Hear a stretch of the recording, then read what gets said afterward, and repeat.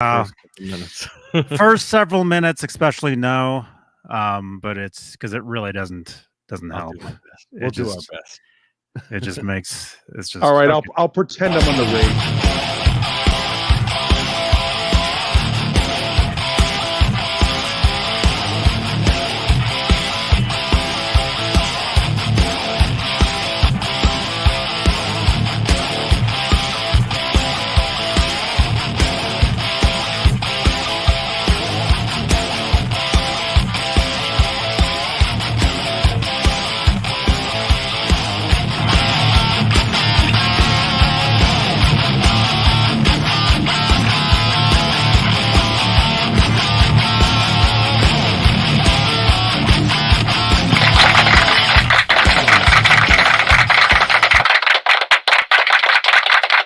Do you really need that like extra 2 seconds at the end of that, like looping, and then it just cuts off? I don't know.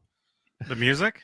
Yeah. Are you really criticizing? You play the whole thing, which Johnny's is great. music? Like the whole 15, 20 seconds is great, and then it starts over, and then it starts over. Yeah, I got to re-edit that. It's the thing is that the program that I did to make that intro, it sounded fine when I did it, but for some reason, anyway. No, it sounds great. It's just like it starts it starts another loop, and then it just cuts out. Actually, I don't hear more, Johnny. We want to hear more. Nobody would have noticed if you hadn't have said nothing. Actually. Oh, everybody noticed. Oh crap! Well, they noticed. Here. They noticed, Jerry. They noticed. Well, welcome everyone. It is Straturday night. Paul's here. Johnny's here. I'm here, and Paul's already drinking, so it's gonna be a fun night. I got a rum and coke as well, so I'm not drinking. I'm just drinking. Just drinking some water. Well, yeah, this is water with some nutrients in it. Wow, I've been doing the sparkling water, man. That's all I've been doing. The Waterloo, the LaCroix. It's amazing stuff. Oh, it's great. Like get drunk with us some night, some Straturday night. Johnny doesn't do that anymore, or ever, for all we know. No. That's good. Beer. I mean, you must have a beer once in a while, like when go out to a restaurant or something, or you don't drink ever anymore. I don't go to restaurants. I mean, maybe that's you don't have to. No, I never. No more. All right. Nope. Yeah. Thank you. Good for you. Yeah. Good for you, I guess. Thank you. I enjoy a soda once in a while. Johnny really needs your approval. No, I know. Thank you. It was so dismissive. I guess so, yeah. Oh boy. Well, that's good though. Hey. Yeah. Johnny's got the natural high, so that's always good. And I strive for that myself. Awesome, man. Awesome. If you say so. Yeah. Let's see, what is today? It's an option, July 17th, 2021, Straturday. It's midnight 06. Straturday for John BL. Yes, Straturday. 9:07 for Paul and I. I know, yes. Like Sunday or Sunder. Saturday's over, so it wouldn't be Underday. It'd be still Saturday here. Strunday. It's great. You guys enjoy your Straturday for a few more hours. Well, the good news is you and I, John, live in the free states, whereas as of yesterday, the people's state of California has now mandated that they all have to put on socks and stuff on their heads again. Oh, really? So they're I thought it was just LA strapping on again. Well, LA County anyway. Yeah, but up here you can expect it to spread. Yeah, that's fine. I hope we all enjoyed our live shows the couple of weeks we had a chance to go to them. Oh my goodness, we don't. Yeah. Well, James 5150. Thank you so much for becoming a member. Thank you so much. Member. Thank you, man. Yeah, channel membership here on has its privileges. YouTube. It does. Your name is in green in the chat. You get special emojis you get to use. You get exclusive content. I do extra videos for the channel members. And the top tier, we might as well get these out of the way. Here we go. top tier of channel members are the executive producers here on Johnny Beane TV, and that includes Charles Green, Wayno, Joe Christian, Michael B, Thomas Santiago, Music Therapy Laz, Bent Tom, The Chad, James Gum, David Shagamori, Lenny Lou and Mary, Michael Smith, Randy Price, Stephen Franklin, Dan Halen, Crazy Cook 678, John Moronic, Jim Ray Hawkins, Mike Neese Arhabs, and Steve Carmichael. That is the top tier of channel membership here on Johnny Beane TV on YouTube. And if you'd like to become a channel member, click the join button right below the 41 thumbs ups. Thank you so much, you guys. Yes, it gets us very excited. Yes, Ace is very excited. There he is. He's already jumping in. Yeah. Good boy. What's also exciting is this is also a podcast. So you can listen to us on iHeartRadio, SoundCloud, Spotify, Stitcher, Google, Apple, anywhere you get your podcast. Banana, pear, Bananas, cherry, strawberries, peach, yes, strawberries, records, probably. Oh, What was it? Pickles? Is that what you guys had? Pickles. You had pickles? We had There was- pickles. Yeah, I know they had Cats music up in Sacramento. There's a place called Cats. Cats. Yeah. Wow, that's cool. That's where Ace went to Cats for a little while. Yes, I'm thinking maybe. Yeah. Man, how come my chat isn't? Oh, there we go. It's not chatting tonight. No, I had it. I had on my Mac. I had something stuck on somewhere. There we It's go. funny. Sharon is commenting on my lighting. It's actually I want to shut the lights down for whatever reason. I'm getting monitor strain big time. I look like Gilbert Gottfried squinting at the camera. No, you look fine. Yeah, it's for whatever reason I'm getting a lot of screen strain today. It's Queen Swain. Screen strain.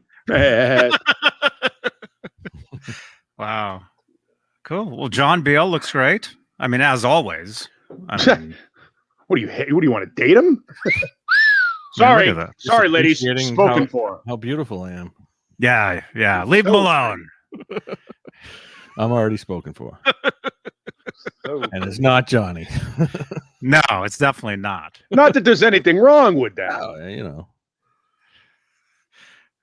Nothing wrong with it, but no, definitely. If you guys want them, you know. But speaking of lighting, see those lights back there? I do. That's the Guitar Noir, and that's a flashlight and a screwdriver. What are you gonna do with that? I had to fix my entire setup here minutes before we were live tonight. Wow. That's why that stuff is over there. But speaking of lights, that lighting right there. Hey, David Scher Let's didn't see. change. There There it they is. went. See, David Oh, nice. Scher. Thank you so much. Oh, and we'll talk about that, man. Thank you for reminding us. But any super chats, donations towards the show, towards the channel, will definitely change the color of my lights False right there. flag. As you saw, look at this false flag, David Scher. Oh, they're gonna fight already. I See how can't this even is? get through the thing. There we go. Help support the channel. Super chats will change the color of my lights, as you guys can see in real time here. So Johnny is just cashing in on the show already. David Scher, thank you so much. We'll definitely talk about Jeff LeBar and Kurt. false Yeah. flag. Where are we? I have a good Jeff LeBar story, and I got called out for I it knew you would. by somebody. No, but somebody that that worked as a hospitality in one of the arenas. So we'll tell that story a little bit later on. That's a story, and you might have actually been at the show, John. It was Judas Priest on the Turbo Tour with Cinderella opening at the Providence Civic Center. It's on YouTube. I've seen it. Yeah. Oh, you've seen the video? It's a great set from Cinderella and Priest. So you've seen the part that I spoke of in my well, story. I'm trying to. I haven't watched it in a little while, but you were talking about. Was it Jeff? Yeah, Jeff had an equipment incident during the set. Man, I really did like that Cinderella set, which was an opening set open for Priest in what 88, and a great set by them. I mean, just they were, Cinderella's always good. They were always good. Everybody I saw them with David Lee Roth, with with They stole the Priest. show, as far as I'm concerned, with Roth in '91. They were way better than I think on the first album, obviously they got a little bit of the Bon Jovi thing, because let's face it, Bon Jovi helped them get their record deal, and they did some touring with Bon Jovi, so there was a little bit of an image thing there where they're a little more glammy than the band actually was, but they were never really a glam band. They got, like a lot of bands at that time, hey, let's put some purple in our hair and some scarves on the microphones and see how it goes. But they were way more straightforward, closer to a rock Tesla. band, man. Just way closer to Tesla than they were Motley Crue. Sure. No, that video surfaced like maybe 5 years ago, and it was on a trader site for a while, and then somebody eventually uploaded it to YouTube, and both sets from Cinderella opening, and then Priest, which was, one of their, I mean, where were they at in '88? Priest, I mean, they didn't have anything it was on Turbo the radio or anything. Yeah, but they didn't they did no. I mean, it was Turbo Lover and Locked In were the two songs off that tour. And then in '88 they ended up putting out Ram It Down, but they were on that live Priest live record, the '87, '88 live record that had the brown cover. I have it over there in the J's. I'm not getting up. But it's the one that was Priest Live is what it was called. And that was sort of the live album that they put out after Turbo and before Ram It Down, that they did an extra tour on, like a lot of bands did in like that '86, '87, '88 period. There was a lot of live albums that came out. A lot of bands said, hey, we're going to cash in on the fact that we've had a hit record. Let's do another thing, do a live album. And, with MTV playing all these live concert videos, it worked out great for everybody. Yeah. And it's one of those audience recordings that actually has really good sound too. I mean, that recording. Yeah, well, up to a point till Jeff has his issue, and I'll tell that story in a bit. And and the cameraman puts his camera like under his jacket or whatever too. You can hear like the audio get muffled in a couple places, but I mean, as I don't know. It's never, a lot of those early audience recordings weren't great, but like I'm thinking about like Van Halen and like '84. Was it Toronto or Montreal? Montreal, yeah. Dude, I've been listening to that in the car. That's actually Johnny woke up. I've never found good audio. You said Van Halen and Johnny woke up. Oh, you guys, no, that's actually, if you blast that, are you talking about the video or the audio? Oh, no, it's not the audio. No. San Diego '84 audio. Yeah. Oh, there's plenty of '84 audio. Yeah. That's actually pretty good. If you blast it and when it plays Edward's solo, it's actually, it could almost be soundboard. I love almost like mono soundboard. The really Montreal recording is amazing, but the audio is so bad, and there's no other source of the audio. It's just that camcorder 1984. The Montreal. Obviously, Van Halen's sound was blasting that microphone way too hard, but it's still enjoyable anyway. I mean, I always love that, and to have a full concert from '84 is great. But, that's why the best. I know what you're talking. Yeah, the San Diego was good too. Best way to bootleg shows back then was a PZM, but nobody knew it at the time. Two source, you videotape it with a camcorder and you use an audio recorder. You couldn't get both to work back then. PZMs did a great job. If you were about 2/3 of the way back, for those that don't know what a PZM is, it's called a pressure zone mic, and it's you see them at live shows. They're hanging from the ceiling, or they're on a mic stand. You'll see it's a little plank or plaque. I have some. I do too. I have a couple of them. And it's basically a plank of aluminum, a Radio Shack, realistic. Yeah, realistic. One AA battery.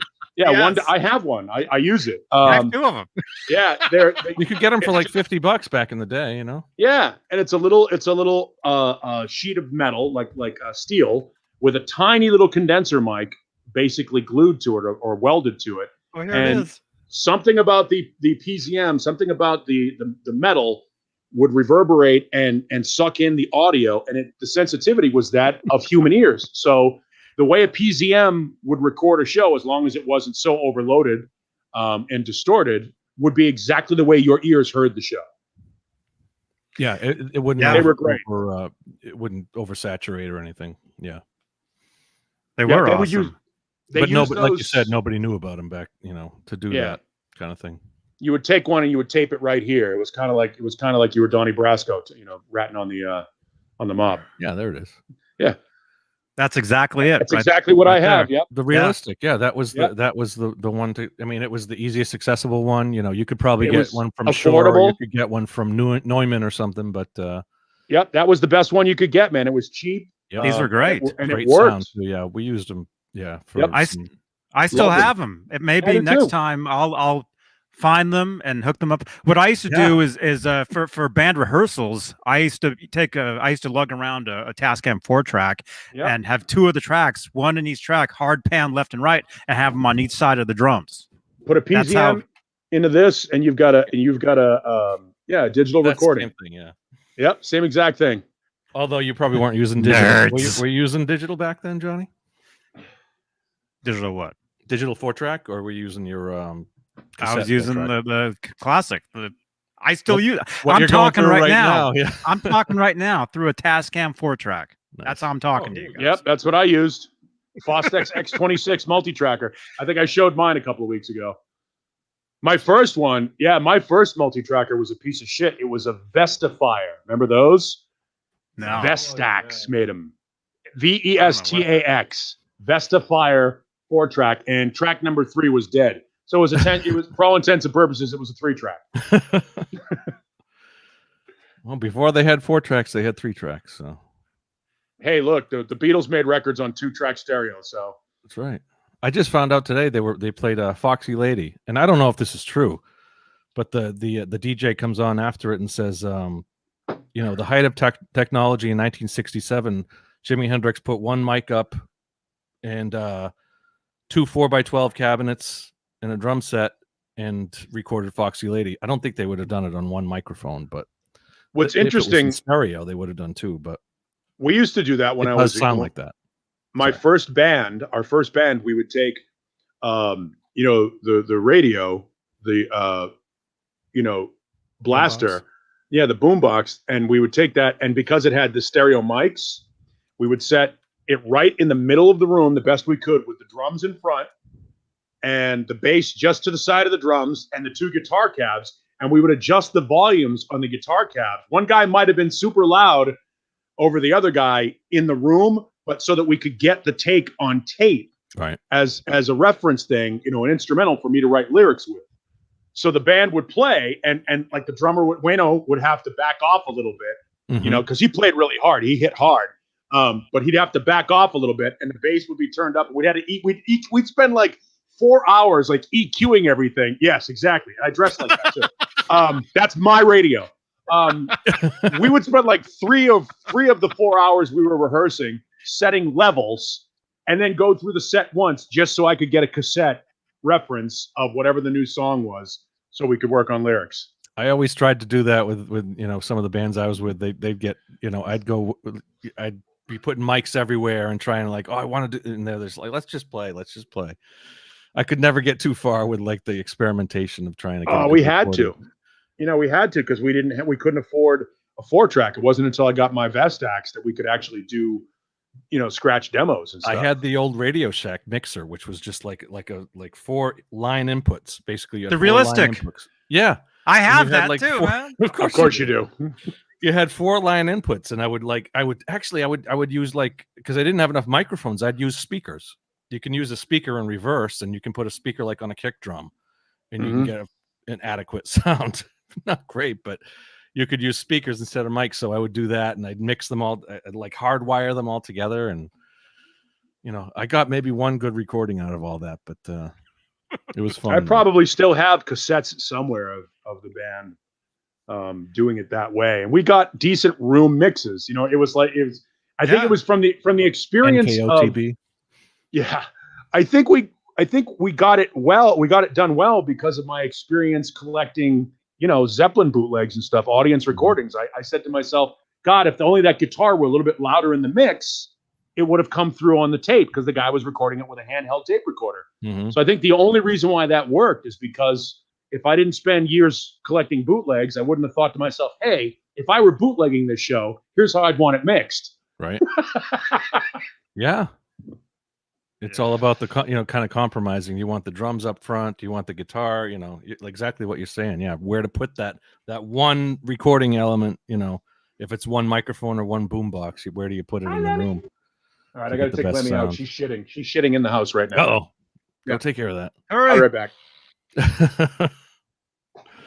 Anyway, yeah, I remember back before all the digital stuff. When we used to bounce 2 tracks. Make a demo on a 2-track and just. Gentlemen, I'm gonna have to tap out. Go take care of that. I have a mess. Come back if you can. Bye. See ya. Anyway, Neanderthal, everyone.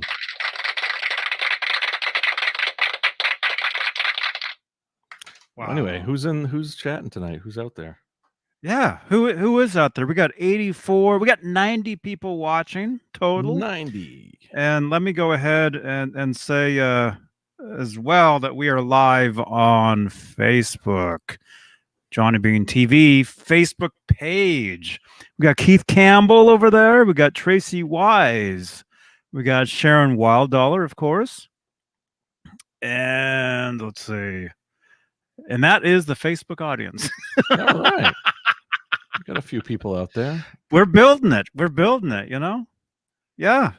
So Put the word out there. Put the word over out. there. Tell everyone to get on. Tell everybody about this, please. Please. Thank you so much. Okay, there's the link. We're also live in the Van Halen. Well, let me just say, if you'd like to help support us over on Facebook, we have Facebook Stars, Johnny Beane TV Facebook page. Facebook Stars will help support the channel, support these shows, and get your name in lights, by the way. And we're also live in the Van Halen 1974 to 2020 Facebook group. We're currently 61,500 members or something. Oh, you updated it. Nice. I updated it. Yes. Yeah. The group it's going great. People are getting along. Second biggest Van Halen group on Facebook. Having a great time. Let's go for number 1.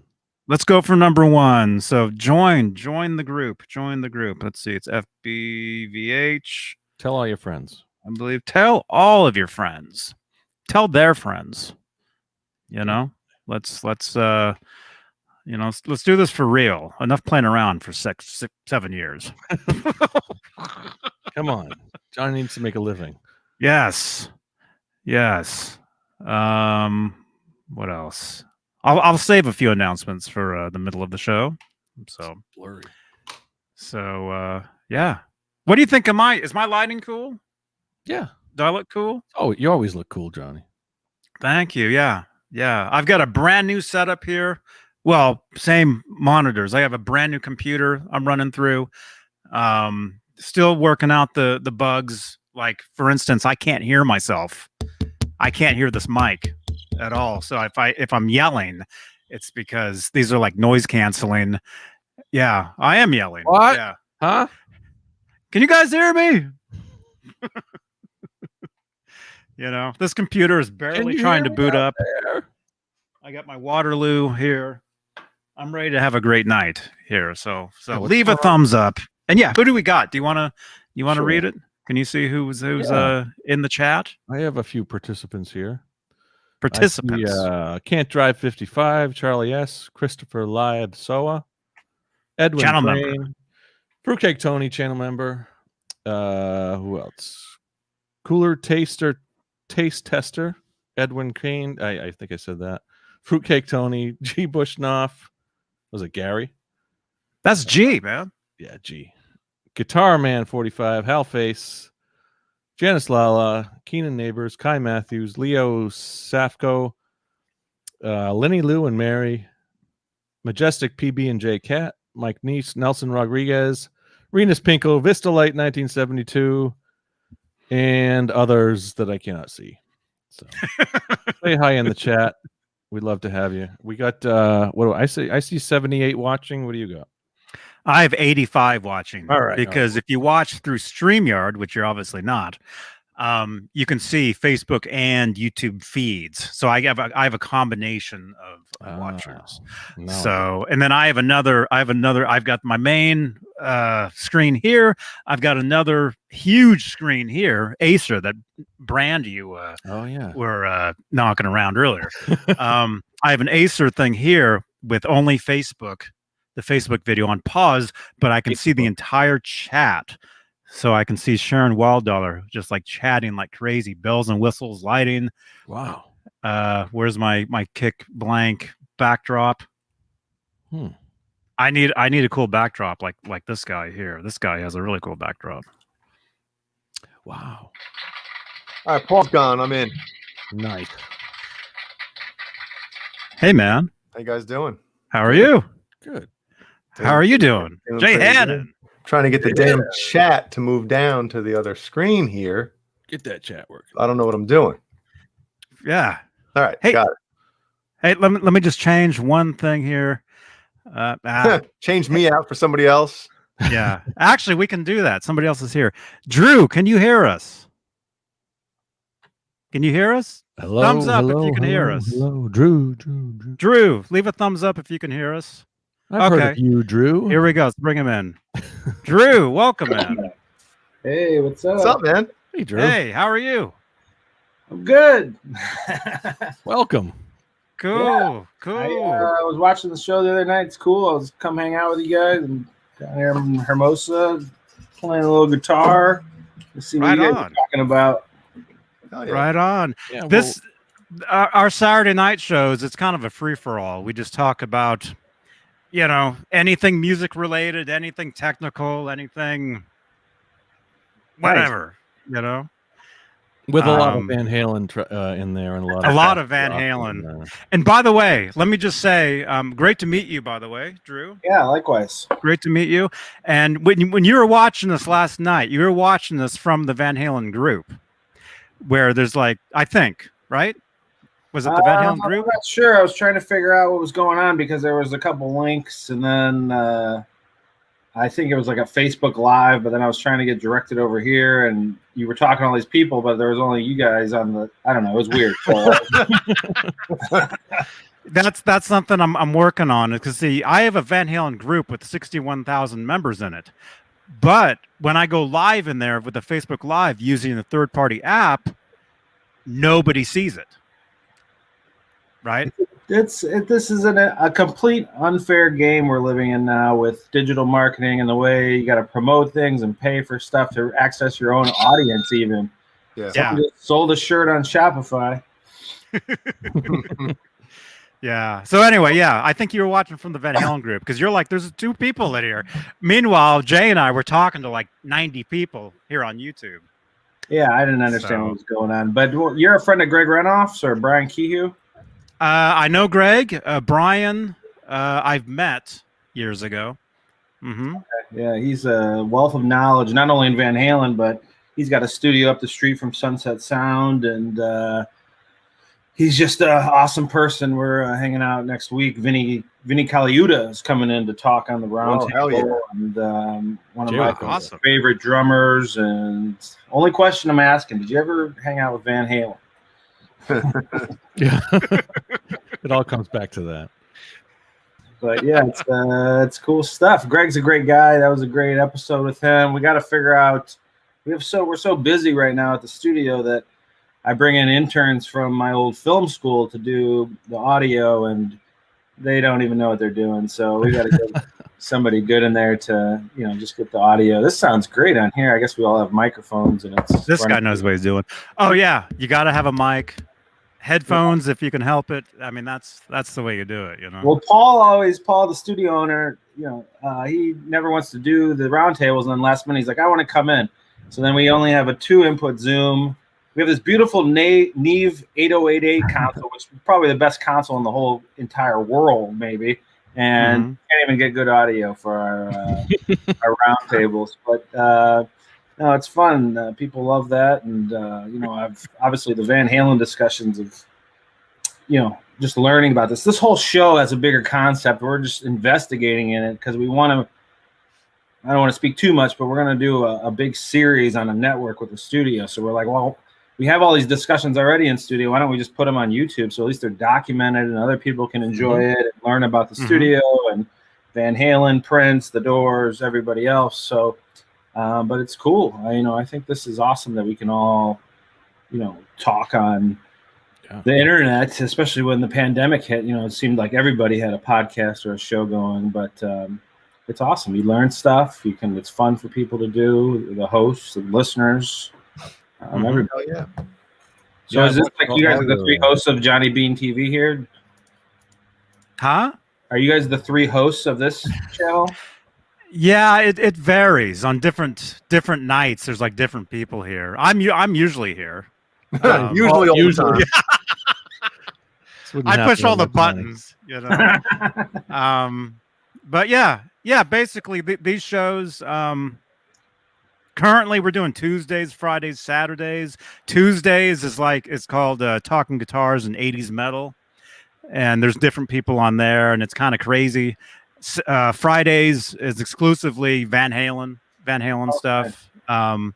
And then Saturdays is kind of a wrap up of the week of in music news and what you had for dinner, whatever. Anything you want to talk about. That's great. Do you put these on Apple iTunes then, and it kind of Podbean distributes it everywhere? Mm-hmm. Every platform. That's awesome. Has Greg been on this? Yeah, twice. Nice. Yeah, twice. I've known Greg for several years. And amazing. Greg's The a good dude. books he's done, and there it is. Yeah, There you go.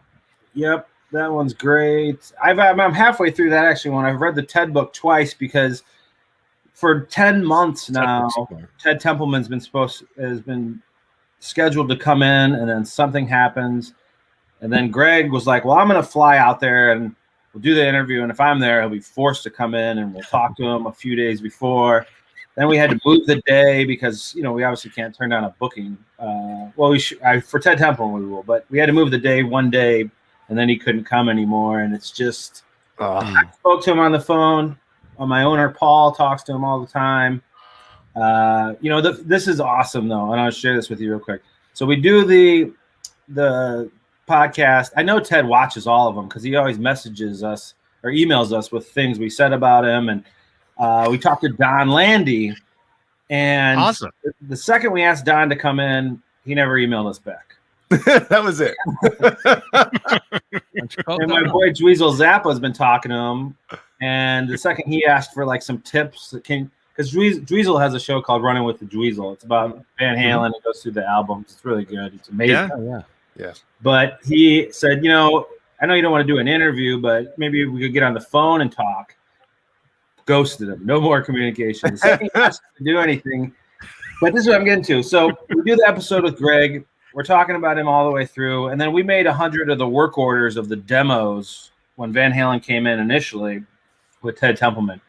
Just a collector's item. We put it up on our website, and we used the discount code TED10.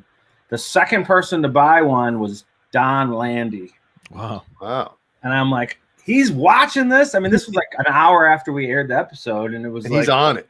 Yeah. And, my owner Paul goes, "Well, we got his address now. Let's go scope out his house." There you go. Oh gosh. Yeah. I mean, I'm not really the contact. So yeah. I know where he lives. Don't give the address to Caleb. Whatever you do. Right. When Caleb joins, don't even tell him that story. Yeah. Have you heard of Drew? Have you heard of a band called Nerd Halen? I think I might have saw that on Facebook or something. I just introduced a band called Fan Halen. Yeah. Derek Van Halen. I forget the rest of the guys, but yeah, we just introduced them. Why are you in Nerd Halen or what is it? A friend of ours named Caleb Rappaport is in Nerd Halen. Okay. And yeah, he should be in here at some point tonight. You'll meet him, but huge Van Halen fan. I mean, I would imagine years. His whole life was basically changed by meeting Edward and Alex back in 1983 backstage at One Day at a Time. Wow. And yeah, we're doing in about 6 weeks. Nobody's done a Van Halen tribute yet, so. My friend Elmo Lovano, who's a drummer for Juliette Lewis, and he's the president of Jam Card. Jam Card is like LinkedIn for musicians. It's amazing. You guys should check it out. But so if you want a funk player that plays or is in California, that's in this city and is at this rate, you have all these filters you can put, and you can every musician on there, session musicians vetted. It's a great system. So he was in the other day. We were talking in Studio 2, and I was like, no one's doing an Eddie tribute. I was like, why don't we do it? And we could do like a Van Halen challenge where it's Team Jam Card versus Team Sunset Sound. We'll get some celebrity judges to judge it, Dweezil and Brian or whoever, and then we'll play Van Halen 1, and then we'll see who does it better and make theater out of it, and we're give the money to Mr. Holland's Opus, Eddie's charity. So my first call was to Brad Wilk from Rage Against the Machine. He's like, I'm in. So I got my drummer now, and I'm going to build up the rest. There you go. But it's going to be a cool event. Yeah, we're going to talk about doing it in the parking lot also. Blasting Van Halen all through the streets of Hollywood. Yeah. Man. Wow. Oh, that'll be great, man. Exciting. Where are you guys all at? I'm in Santa Cruz. That's Santa Ted Cruz. Pebbleman country. Yeah, he's from here. Yeah. That's He's right. in the other room. I learned that from watching Drew, from watching your latest episode. I learned He's that. behind that door. Yeah. Number one. Ted, get in here. I'm out in Massachusetts. I'm on the East Coast. And I'm in South Carolina. Nice. We're at in South Carolina. About 20 minutes away from Myrtle Beach, Little River. My mom, I love going to Charleston. My mom lives in St. Simons Island, Georgia, which is only about 4 hours south of you, maybe 3 hours. Yeah, yep. So I love the East Coast. I think I might have to move out there after we do this series on Sunset because LA is insane. Yes, it is. Nice. Too much traffic, filth, crazy people everywhere. The price of living here is outrageous. Dude, that's why I came. I lived in New York, and me and my wife moved down here about 11 years ago now, and we would never be able to move back to New York because we would be living in a hovel. You know what I mean? Like a shack if we moved back there. So My friends in Florida, I lived in Miami for a long time, and Tampa area. They're buying houses for 150 4 years ago now, flipping them for 500-600. Oh yeah. Everybody's flooding Florida. yeah, dude. Yeah. And Georgia, Texas. Mm-hmm. They're still building around me, and we're like, the infrastructure is not going to be able to handle it. It's crazy. Who should we cover next? This whole thing started as Van Halen Roundtable. We're like, let's just talk about some Van Halen stuff for a day or two. And then it did well, and we're like, well, why don't we talk about all the bands? And then we went to Prince, and now back to Van Halen, and started doing some Doors stuff. But it's a cool concept for our show because it's like we can never run out of material. I mean, we could talk about Van Halen forever, but it's also Prince, the Doors, Sure. Led Zeppelin, Rolling Stones, I mean, just on and on and on and on. Toto. I guess Toto, my owner told me, of all the hardest partying rock bands, Toto is number one. Really? Yeah. That's surprising. Yeah, I guess they caused the most ruckus at Sunset Sound. Wow. Yep, you wouldn't think it. I guess No, not at all. You think like, those guys would just be, getting to business, but they were getting to business. Yeah. They would come in there for like 6 months and then rotate rooms and just constantly worked for so long. I heard. Have you guys talked to Steve Lukather? Have not. That would be great if we could. Right? Yeah, I see him on other like Van Halen kind of content once in a while talking about stuff. He has his own show, right? I don't know. Jumbio, does he? No, Sammy just played him tonight. I was listening to Sammy's show on the local classic rock station, and Sammy did a nice intro for. They were playing Toto. Hold the Line. Is that what it is? Hold the Line. Yep. Yeah. Yeah, Hey, Caleb. Talking about Luke. Good evening. Nerd Halen. Speak of the devil. Nerd This is Halen. Nerd Halen right here. Yeah, we love That's the Nerd Halen. guitarist you want. Was Drew. someone speaking of Nerd Halen? No. No. We Okay. were telling him about Nerd Halen. Oh. How you doing, Drew? Drew's putting a band together for the We were just Sunset getting Sound gonna give you Don Landy's address. We got it. We're gonna go stalk his house. What's going on in there? Caleb's in. So you've seen the show. We do that. Wow. I haven't done a road trip or a road show for, or road. What do you call that? A road cam or whatever for a while. So By the way, Drew, For the that's show. not Greg. That's Caleb. Some people get them mixed up a little bit. So. He I knows got Greg. Caleb. He had Greg in last week. I know. I was watching it. Definitely. Yeah, I can see Caleb. Where are you at, Caleb? LA or? Yeah, I'm in the Palisades. Ooh, fancy. Ah, It's all good. it's a rental.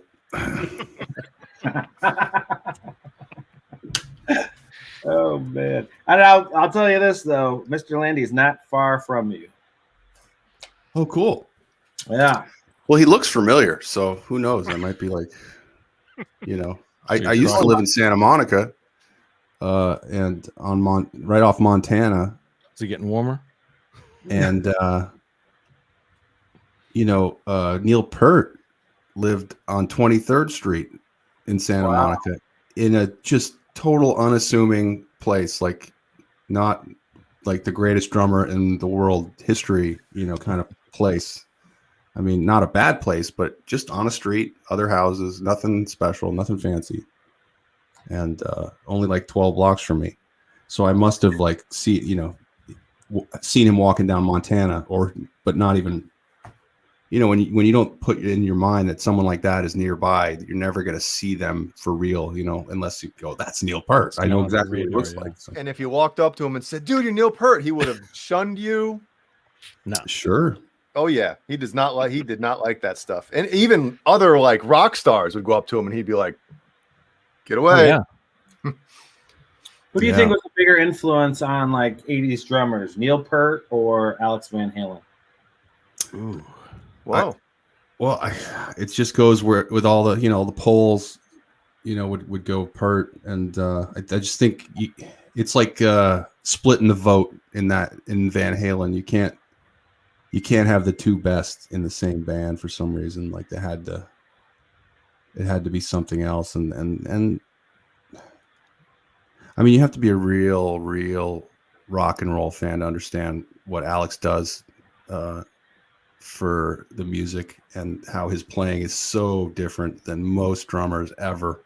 Mm-hmm. And his jazz background, his swing background, Big time. is such a huge part of the music. But people, the guitar is so out front, it's kind of hard to lock in on it. But I give him props. What you can really tell with Alex is live, what he does. It's incredible. He fills so much space in the sound, and I think he's one of the best. But he's not a trick shot artist, and that's what Peart was. Peart was the ultimate trick shot drummer. I mean, you go to a Rush concert and you look down at the floor, because I never had tickets down there. Right. Always up there, and the whole everybody on the floor is just hands. There's flailing. 5,000 people. Yeah, 5,000 Guys. Guys. All Yes, guys. that's right. 5,000 dudes down there. Yep. It's got to be. Yeah, Tommy Lee and all those guys have said that Neil Peart was their big inspiration.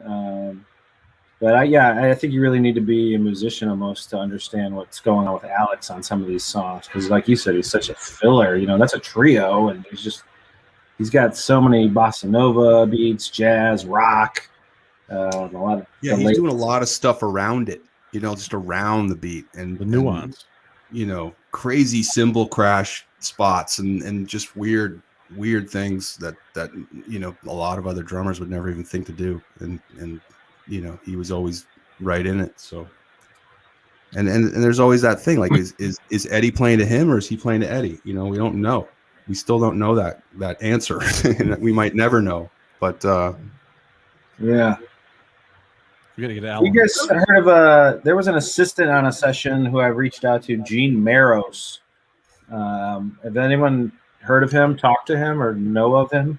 I don't know. Can't say no. Peggy McCreary, Prince's engineer for 8 years at Sunset, was the assistant on 1 and 2, Van Halen, but she doesn't remember anything. And Gene Maros was the assistant for Don Landy on Women and Children First and Fair Warning. So I've been trying to track him down, because if I can't get Don, I would love to hear what his thoughts are and remember what he remembers, etc. So he was second engineer on some of Yeah. those recordings. Well, all of Women and Children, Fair Warning, and then Diver Down. They kind of did a lot at Amigo and then Sunset. Yeah, they did a few tracks at Sunset, but yeah, I guess Amigo was very small. And I would love to hear the story of Diver Down, because I know that it's the only record that they took each song by song before they went to 150. So they would work on one song and complete it and then move to the next. And that's probably why there's a lot of different sounds in each of the songs. There's not like a same sound on Diver Down. There's a lot of different guitar sounds, a lot of different, feels to those different songs. But the thing about people don't remember also though is like Don Landy, just with the band. Also, he was, kept rising as an engineer. So his ability to do different things. I mean, he was such a badass. I just found out he was on a Door session a long time ago at another studio, but he was rising up as a genius, the best engineer ever. Working with the same band for 6 years, and I think I'd love if he just would talk to us. I feel like if Ted came in, it would just be a lot of what we already know. It'd be very cool, and I'd be honored to speak with him ever. But Don is where the complete magic happens. Yeah, I'll come right back. I heard I have echo. Echo. Sounds okay here. Yeah, it's nuts when you the interesting stuff about the things that happened during the recording sessions for those records. And I think what lends to it being so like interesting is the fact that a lot of it was kind of secret back then. I mean, Eddie would come out in interviews and say one thing that they did or that he did, and then the next interview it's something different. So it's very cool to hear the engineers or people that were there say, kind of tell their sides of what they remember happening. And I love listening to stuff like that. Very interesting stuff, man. Even just that like 2-second clip of the middle of Eruption, something that we've never heard, but and it's such a small little piece of music. I wanted to thank you just for the room mics version of Eruption. Oh my God. Hey, that got yanked down pretty quick, right? No, I didn't. They tried. They called us, Amigo and Rhino Records, and I explained to them that they can. I mean, they don't own that.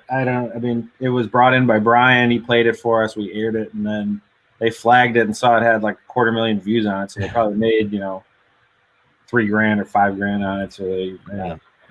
Oh, okay. But yeah, that was cool. I mean, just those things. Like I think also it's like when Brian played that one piece, and it's like them talking, and we find out he was imitating Zoll RX. That's right. Yeah. Thing. He's like, humans or earthlings are cool or something. It's like those little moments you can pick up kind of what the atmosphere was like in the studio. And there's probably hundreds of those that we haven't heard. I mean, on any where would like second takes be? It would all be at the vault. Right. Well, I know. No. I know. My owner talked to Don Landy, and he's got a lot of stuff. I don't know. And Brian Kehoe made him a few things because he went in the vault. And then Greg went in the vault with Don Landy and Ted Templeman not too long ago. That's what he had told us. But, that stuff would all be in there. And I just, Brian was assigned to go in the Van Halen vault in 2006, 2005. And he just said it's the coolest thing ever. I mean, for him to be able to do that, and also being a gigantic Van Halen fan. But, I mean, there's so much. I know it's not financial would enable them to do this. I don't know. What are your guys' thoughts? Why wouldn't they come out with anything? It's just the fans would love it. I would love it. Everybody. It would be a great. Did they ever do anything for the fans? Yes and no. Yeah. Drew, do you have any idea if Johnny and I talked, you might have heard it maybe. I think we talked about it last night. If at any point did anybody take the masters from the Warner Brothers masters and transfer them over to like Pro Tools or anything like that? Oh yeah, Brian. 5150. You know, like are those masters? Oh, from 5150 or Sunset? Well, no, the ones that were like all the records that they've done, all the master tapes. Did anybody transfer those over to Pro Tools? You know, do you have any idea if they did that? Yeah, well, Brian did it. He remixed some tracks and got to mess around with it. And Oh man, oh yeah, that's the wrong one. I meant to hit that. I would pay money to be able to get some of that, man.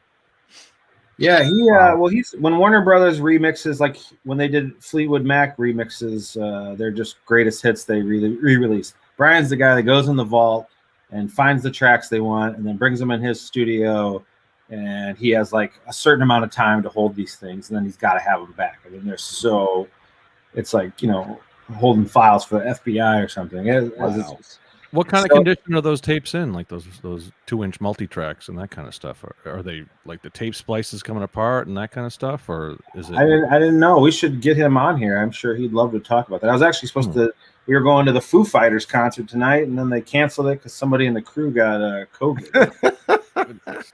Man, I'm coronaed out, boys. Yeah, definitely. I'm done.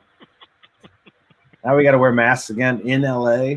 Like, that's what Paul was saying. Yeah, we were just talking about that. Yeah. I mean, it's just I'm blown away by how this state is run, and I don't know. Poor Brian Key, speaking to him. So he does that great interview, plays the room mics for us, and it was just awesome to hear Eruption that way. Well, that was right when COVID started, so he's got a mask and he's putting it on and then taking it off and putting it on. Well, now people that watch that video are just like, leave the diaper face boy at home, and like this, you know, just clown. Like, you know, this was 10 months ago. We didn't know what Corona was then, and they're just drilling him. But a lot of people don't know Brian was, you know, played keyboards with the Who, and he plays in a band with Pat Smear. I mean, he's an LA engineering legend and just one of the most amazing people to speak with. We should totally get him on here sometime. He's probably yeah, give him our number. Give him our number, man. Call him up. Oh, right there from the show. I'm assuming you haven't watched Van Halen Unleashed 5 million times like we have. Well, yeah, Drew, what's your Van Halen kind of upbringing? How, I mean, you don't have to say how old you are, but like, what was your first concert? What was the first album, you know, you discovered them with? Funny enough, the first time I heard them, I'm 38, but the first time I heard them I'm a musician as well, but I heard Hagar first. My dad worked for Buddy Guy. I'm from Chicago. I've got a wait, you're from Chicago? Wow. Chi-town. Me too. Well, Illinois, Bolingbrook, Illinois, I was born. Nice. I go back next week for Lollapalooza. Right. Johnny, put the two of them up. We'll be out of here. Yeah.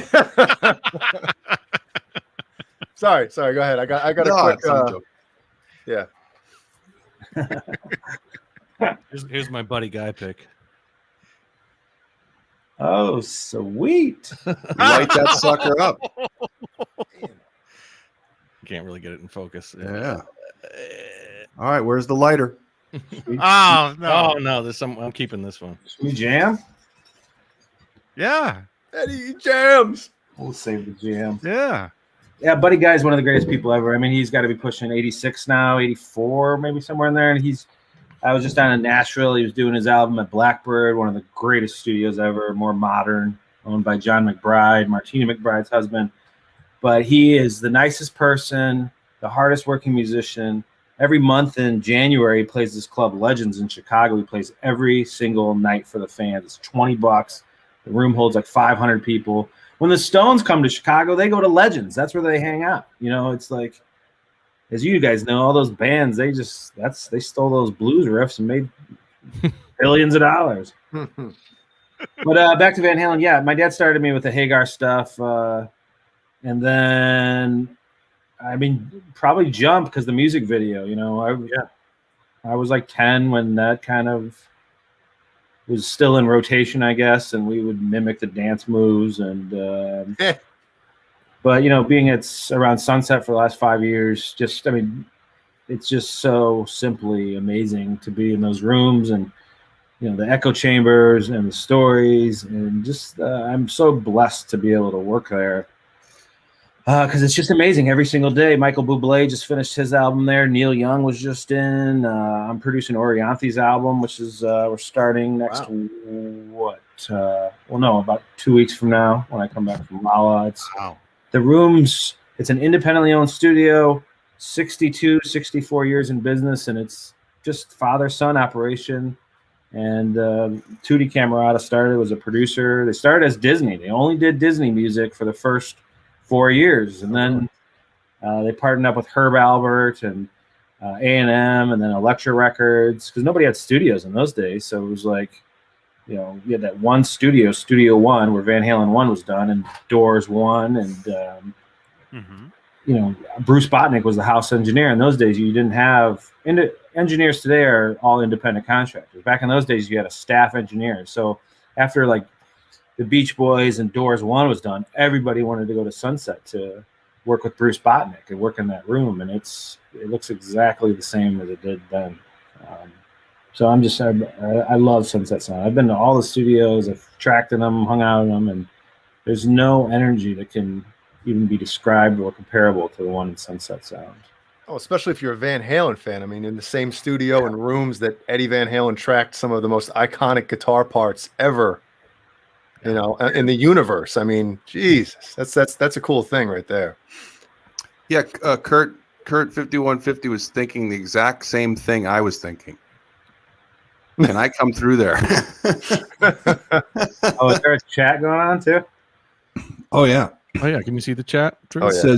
It says, Drew, can we have Caleb do a live field trip tour from the studio?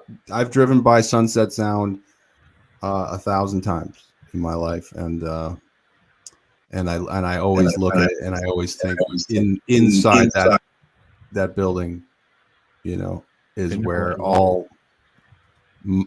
everything that I love in the world happened, and it's surreal because it's a very unassuming building, and let's it's do right it right there on Sunset. And, where you're in Palisades. We could do it next week. What do you want to do? Whoa. Set it up. Oh God. Can you do the boing sound? Got it. Yeah, there you go. I can't find it. Well, maybe I could take your number off air or something, and we could set something up. That'd be awesome. Maybe we can set something up. Let's read what's some of these questions. Hey, Drew, where's the roll-up door in relation to where you did the podcast? The roll-up VH opened up for could this be magic? Could this be magic? The roll-up door. The dock. The loading dock, isn't there like a loading dock where the band recorded "Could This Be Magic"? It's like a landing. Yeah, I mean, it's not a loading dock, but I'm trying to think because it was one studio, then it was two when they were there. Now we've got 3 studios. We actually have 5. One of them is Ryan Adams, and the other one's Joe Ciccarelli's. Someone around there has to know where they recorded that thing. But there was some tracks done at. Are you sure it's Sunset? What's this guy's name? They said it was right outside, like in a, like on a at Sunset. Yeah. What? You can hear the rain. You can hear the rain, and So Drew, are you saying like since they've expanded, obviously since then, is there a possibility that where that door was, maybe that's where they put an expansion or something? Is that a possibility? Would that have been like 82? No, that would have 79, 80, right? Yeah, 80. Oh yeah, okay, 80. No, everything would have been put in place then, because Studio 3 was 78. And they actually, I just found out they did some work in there too. Some of the Scoos, not Spanish Fly, but what's that other one?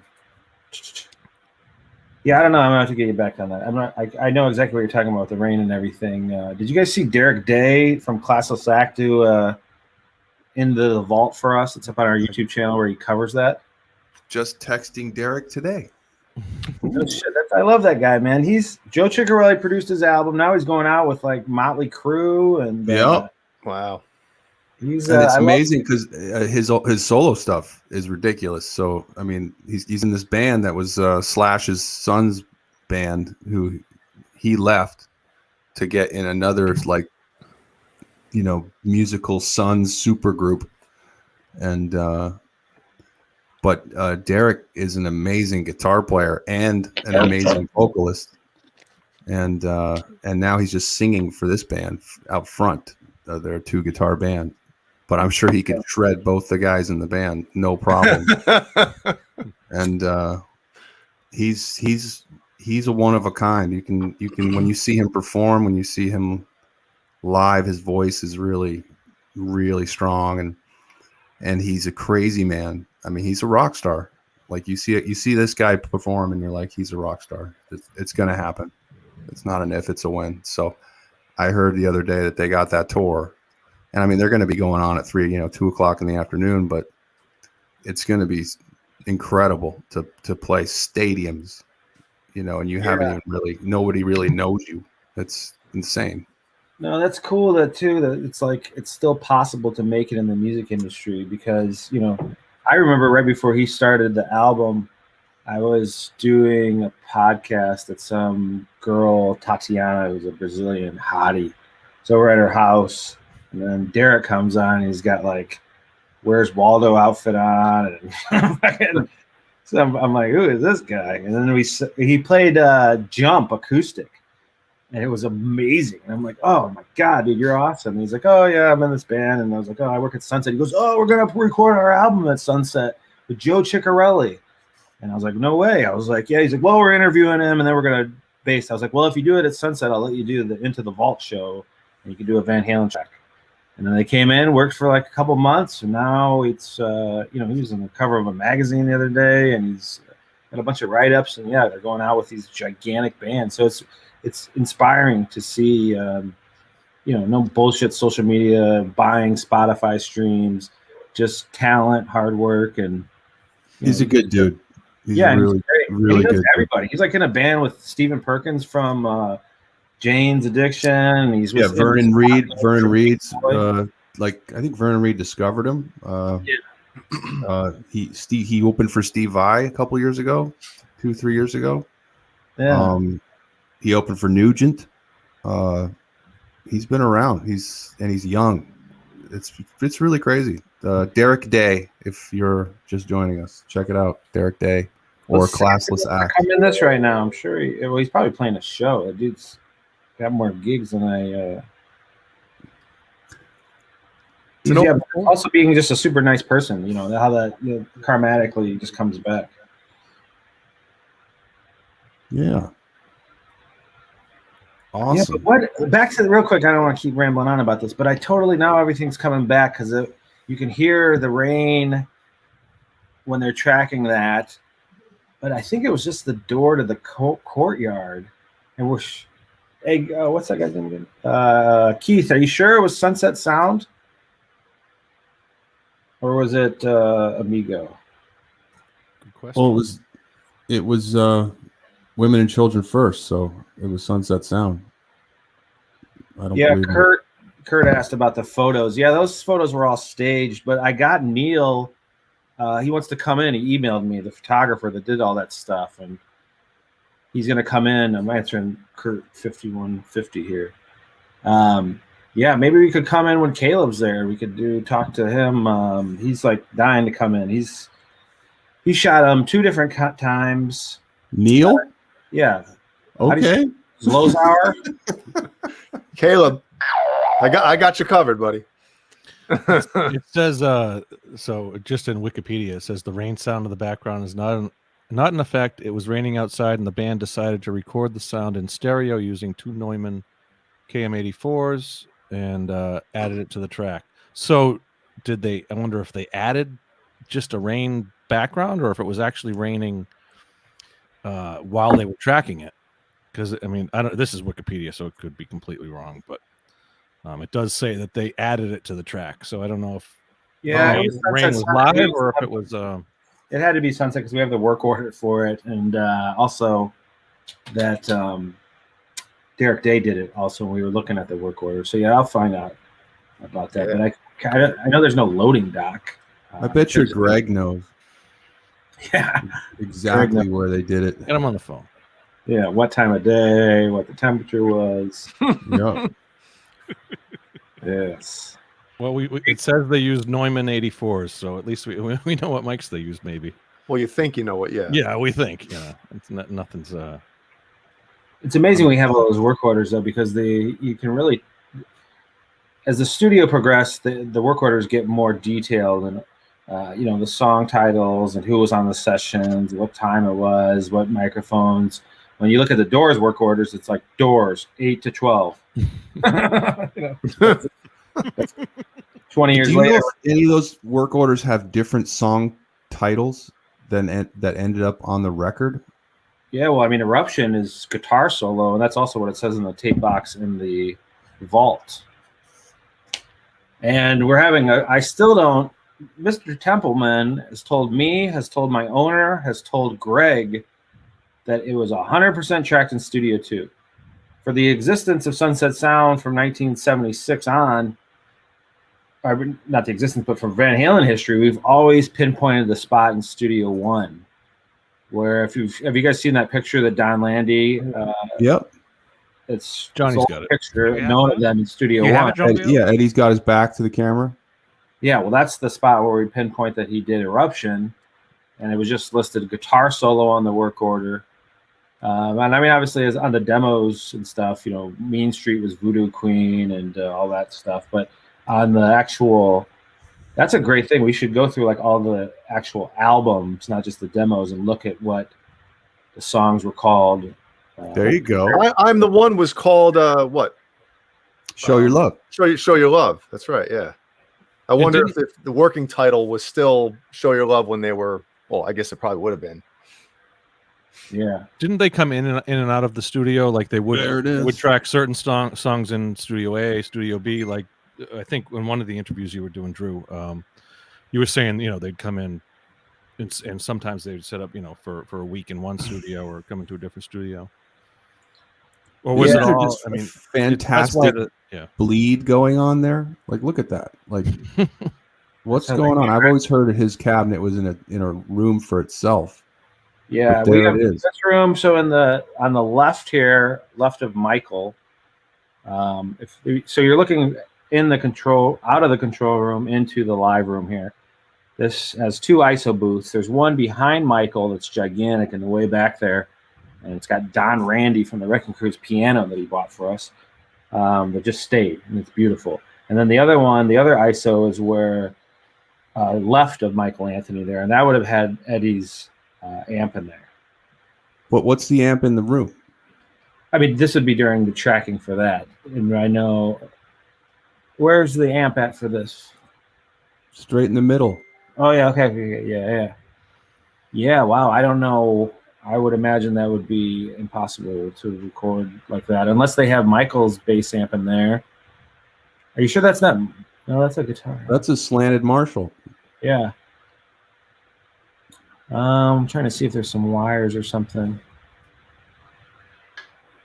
You can see the tape machine in there right there. I like to look at the reflection also to see if I can see what's going on.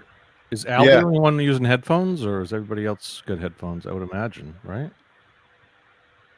Yeah, Alex. Did they use monitors, or I would think. I don't know. No, that'd be bleed if they had monitors. Right. The Mike's not wearing headphones, and Eddie's not. Doesn't look like Eddie's wearing. Al looks like he's got them, but yeah, I think maybe they're just listening to it live because they don't need to hear Dave, 100%. I mean, if Dave's going in a vocal room, right? Right, and they don't need to hear.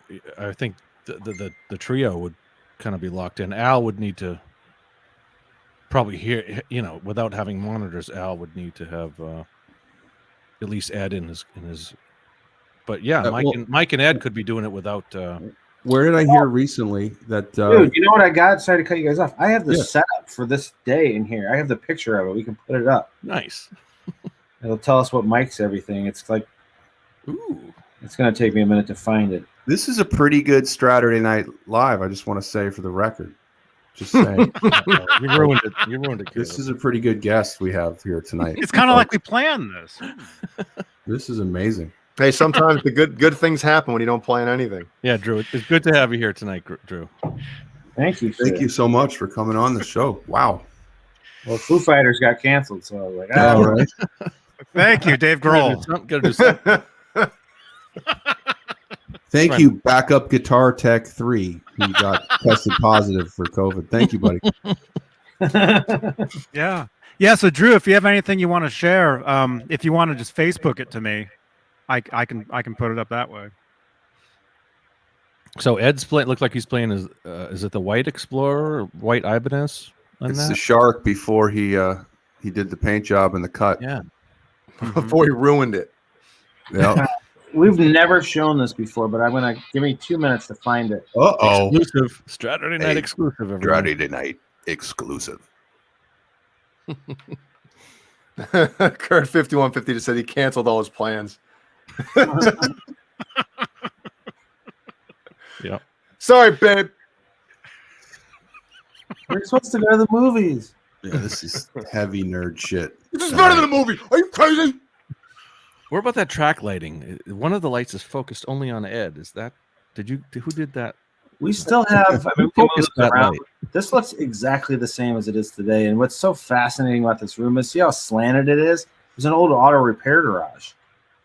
What? Oh yeah, look at the top. Look at the line on the top of the frame, and then like the line of the lights in the middle of the frame. That's very slanted. I can see. I don't know if it's just in a different angle or what, but And the floor is, so it's so slanted. If you put a little racer car like behind Michael and it had to come this way, it all goes completely slanted down because it was for the drain in the repair garage. oh wow. Wow. Okay, I got some great pictures here. We got So the floor is concrete yes. or carpeted? No, it's concrete. So the floor is level, but the ceiling is slanted. It's all, and they go the different directions. So the ceiling's slanted, and then the floor goes like this way. So you almost get like vertigo being in there. Wow. Michael Smith in the house. Welcome, Michael Captain. Smith, hey man. Wow, Hello, man. everybody. Captain. How you doing? Great. Michael, meet Drew. From Drew. Sunset How are you? Got a full house tonight. Hey, Drew. Nice to meet you, man. Likewise. All right, so I gotta find it because Show's kicking ass, man. Definitely. Yeah, Hell of course. Wait, when is it? When is it not? Yeah. That's a great Right? point. Come on. Next nerd level shit, man. Cap. I'll be right back. Show always kicks ass. Yes. Now is Al playing a double kick set? It's hard to tell, but it almost looks like there's not a second kick on him on the. Although it's hard. It's really hard to tell. There has to be. He has to be because I mean there was plenty of double kick on Van Halen 1, but it's hard to tell. this will tell us. Is Al wearing a t-shirt? He's looks like he's shirtless, or Yeah, right. he's got the It was a hot day sleeveless. in late '77. This is I've been what? This going is around September. This is September, October, 77. Yeah, it would have been late summer, right? Probably didn't. Did they have AC in there back then? That's another nerd question. Well, if my memory serves, its eruption was recorded on October 4th, 1977. I believe. Was that one of the last things they tracked, or Not sure, Drew? because I think they went right into "You Really Got Me." Yeah, I mean that's what we obviously. Yeah. done. Well, that's how they did it live too. But that's what on the live room mic that we had. Right. They go into "You Really Got Me," then they stop. like it's nothing either. Like Yeah. Yeah. Yeah. So that's So a mix. They didn't necessarily. Yeah, they tracked the from eruption into the very intro, and then fade. Who knows? I truly think the greatest story from this era, from this time in their history, is whatever Ted and Don did with Dave to make his voice the way it was on the record compared to the pre-demos, because it's night and day.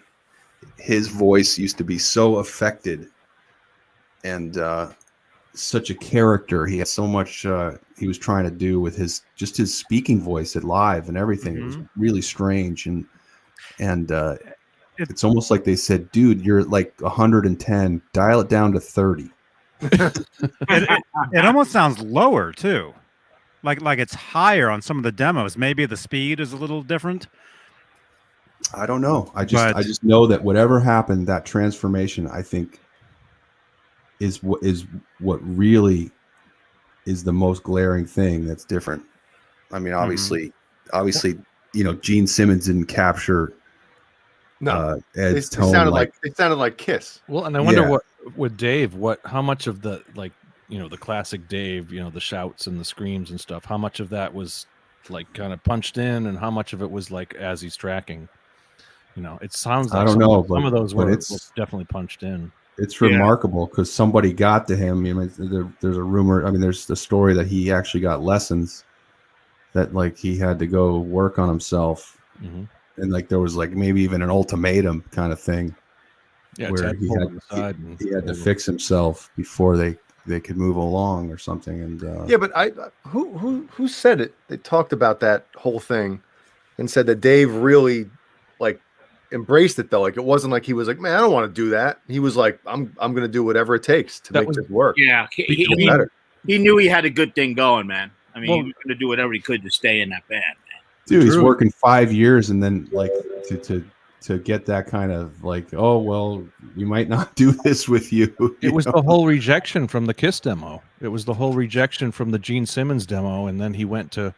I think Drew talked about it this week when he was in his interview with Greg, that after the Gene Simmons demo, they said, one of the things that didn't push it forward was Dave, and that was like, what's he going to do? So Dave, when he just pushed forward, he went to he talked to the radio guy, what's his name, Rodney Bingenheimer. Bingenheimer, yeah. He knocked on the door and he pushed, he didn't let that, distract from what could have been. So he just kept pushing forward, and then, he got Rodney to play some of the tracks, and then again, he probably went for vocal lessons, or he took it seriously. He's like, obviously he knew he had to step it up. So okay, so I got here's a work order for. I'll try to figure out what this is because it's Van Halen artists, 9:30 a.m. The cool thing is that they would work in short sessions too. They'd come in for like 6 hours, I think, in the beginning, because obviously Ted would spend extra time with Dave, but they didn't work in there for like, a lot of bands today come in, they work 14 hours straight. Almost every band does. We work in 12-hour sessions now. But there was morning and late night then. So this is Van Halen, 9:30 a.m. to 11 a.m. What would that cost? What would that cost back then? It's almost the same rate as it is today. Get out! Wow! Get out of here! Really? Yep. Holy shit! Jesus! I gotta find this now because that's why they wanted them to be done in 10 days.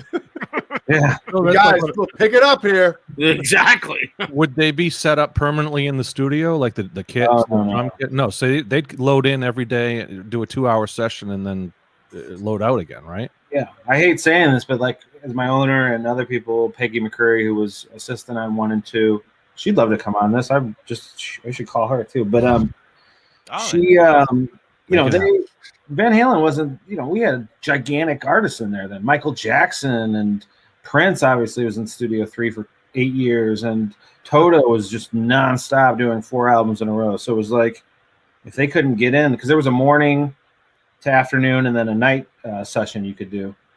So a lot of times they'd go over to Amigo, which was obviously Warner Brothers studio, but it wasn't like we would clear the way for Van Halen or leave their stuff up. But because back in those days also, I mean, I'm sure they had their own gear, obviously, as we know, but we had a rental house there. So if a band, we don't have any backline or anything now. Every band brings their own stuff and their cartage comes every day. But if you wanted to rent something, you would go to the rental house right next door that Sunset owned. So that's like where Prince, used that Lynn drum where he initially. Any records of Van Halen renting stuff from there? Good question. We have all that stuff. I gotta find this fucking setup sheet. You're gonna get the best questions, by the way, Drew, from this group. This is the ultimate nerd shit right here. Definitely. So Yeah, let me just keep. I know I took the picture with Peggy, so I'm looking back at February when she was in. But it shows where all the mic placements and where the mics were and where the amps were. And I want to see where Eddie's actually amp was.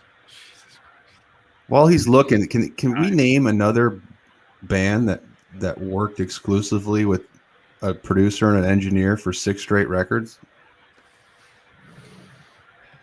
That's great, especially a rock band. 6 records. Doors with Paul Rothschild till he quit. Yeah, 6 records. That's right. Yeah. Was that throughout the whole Morrison tenure? Bruce Bodnick stepped up and then helped him finish the last album because Paul had just had enough of that one. So almost Paul was the fifth. He had a fifth of the band. Yeah, he had a fifth. I know his son, so Dan, I know the story. great. He was basically the 5th member of the Doors. They made that kind of deal with him, their producer. Yeah, the Beatles with their producer, right? George Martin. George Sure. Martin. That's also back to Brian Kehoe. He wrote the Recording the Beatles book. It took him 15 years. He went over to Abbey Road. It shows every piece of equipment that was used at Abbey Road for all the Beatles work. And just in other studios. It's beyond fascinating. Wow. That's amazing. Yeah, Brian is the smartest person I know when it comes to music. Yeah, there's stuff in the chat. Zeppelin, Jimmy Page produced them all. I think that's a little different when it's a band member, but I get it. That's definitely different when it's a band member. But I understand. Brian Eno. Yep. With U2, right? Yep.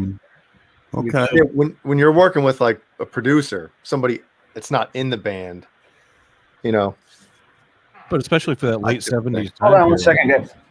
I think it's just cool that they were so, they wanted to stick with what was working and they didn't want to switch it up, and they just wanted to keep, this is how we record records, and this is how we tour. Sometimes bands get a little, they'll admit it too, like a little comfortable around that person, and it gets kind of stagnant, and the excitement isn't there. So that's why sometimes you get a different producer, you get that nervous energy sometimes, Something tells me though that that Ted brought, made that energy for the band that they couldn't get before, or maybe even since, and that they knew that the band knew that they knew that they needed that vibe from Ted to get the energy, and he had the perfect way of steering them and pushing them and getting them to do stuff that he wanted, and I feel like why would you switch from that, especially if it's working. Those first 6 records wouldn't have been what they are if it wasn't for Ted. Nope. No, not at all. And when you hear the like the Gene Simmons demos with Van Halen, it's like a totally different band. Flat. It's crazy. It was almost like he just threw it together. Well, it's like a Kiss record. Yeah. Yeah, I mean, you got people like Mutt Lange or that did Bob Rock that would do 1 or 2 albums with a band. Just like you'd pull that, or even in a Glenn Johns or an Andy Johns, you'd pull them in to do like Van Halen did with for Carnal Knowledge. You'd pull them in to do 1 or 2 albums, and then but like you're saying, I mean, like a Rick Rubin, Templeman. Yeah, I mean, they stuck with the same. Didn't Van Halen try to get Bob Rock? I'm sure. For an album? Roth did Little Ain't Enough with Bob Rock. Yeah. Was that Bob Rock or yeah? And you can tell by that snare drum. It's got the obviously it doesn't sound exactly the same, but it's got that Kingdom Come snare drum. Yeah, I wonder how before they got Album the snare Andy drum. Johns, if they would, if they Bob Rock or Mutt Lange must have said, someone must have suggested somebody like that for them at some point. For Van Halen, Mutt Lange. Yeah, I mean, as much as but Mutt Lange did all the classic. No, I know, but Mutt Lange is rock the type albums. of guy that like he's very involved in the songwriting and stuff, and Right. you know, that And you're doing one note at a time with Mutt Lange, you know? yeah. Like Def Leppard, you know. One Okay, snare so hit I at know a time. you got to Check look this at out. this thing here because Mhm. I talked about it and my phone just died, but it's charging. But I know where I can tap into my work computer and get the setup sheet here. So give me just a moment, guys. This would be cool. Cool. Awesome. Drew, you're not at Sunset Sound right now, are you? No, Okay. I live on Hermosa Beach. That'd be awesome. That's a drive. Yeah, Kurt 51. Kurt Field says trip. for balance, they tried to hire Bob Rock, but he was committed. I wonder what he would have been doing at that time. What album he would have been doing? Where did he David start? Roth? Oh, not till way later. He Huh? comes- Oh, for balance would have been later, yeah. Yeah. Richie, he comes in, Bob, he was just in with Michael Bublé. He did a couple of tracks, and then he's coming back with Richie Sambora. Bob Rock? Yeah, it's funny because I got Orianthi's album starting, and sorry, I'm just trying to get this file. They're going to be in there. Orianthi. Yeah, they're like partners. Orianthi, seeing her work in the studio, I mean, her level of guitar playing is just, she's one of the greats. I mean, she's amazing. Acoustic, electric. She's doing a blues album for her last album on her label. Wasn't She's it Glyn way Johns better than that did way the better than first Richie. one?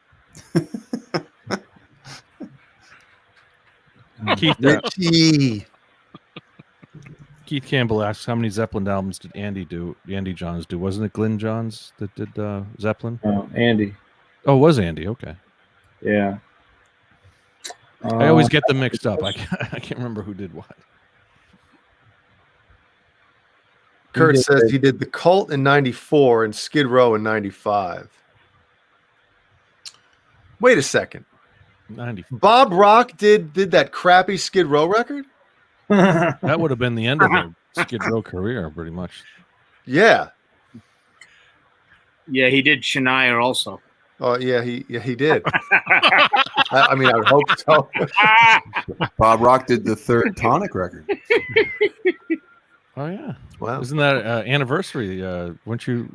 Was it 20 years ago? You went out with Tonic, Caleb. 25 years ago. 25 years ago. Oh, man. The Lemon Parade record. Yeah. Yesterday. Man. Well, it's almost Hey, Paul. Oh boy. There's a It's lovely getting crowded in here. story of a Hi, kids. man named Brady. Hey, man. There he Everything is. How you doing? Situation resolved. How's the pooch? Mommy doing all right? I'm guessing she's empty now. Oh yeah. Hang on. She's at the door now. She might have to go Uh-oh. pee now. I'll be right back. See you, Paul. Good to see you. Yeah. Thanks for stopping by. It's okay, Drew. We're going to have about 14 more people drop in. Open house. Man. Right on. Kurt's going to see Tonic next month. Awesome. You can drop my name, Kurt. Permission. Get him backstage. Get you backstage, man. Yeah. Looks like it's 1999. That's right. Back in 1999. Nine. Never skip a Tonic song. I want that as my alert sound on my phone. 1999. By the way, Jay, great show last night on the British Electric Oh, News Thank show. you. That was a lot of fun, man. I got to rewatch that was that. I cool. haven't seen it. Yeah, good time, man. A lot of good Cool dudes.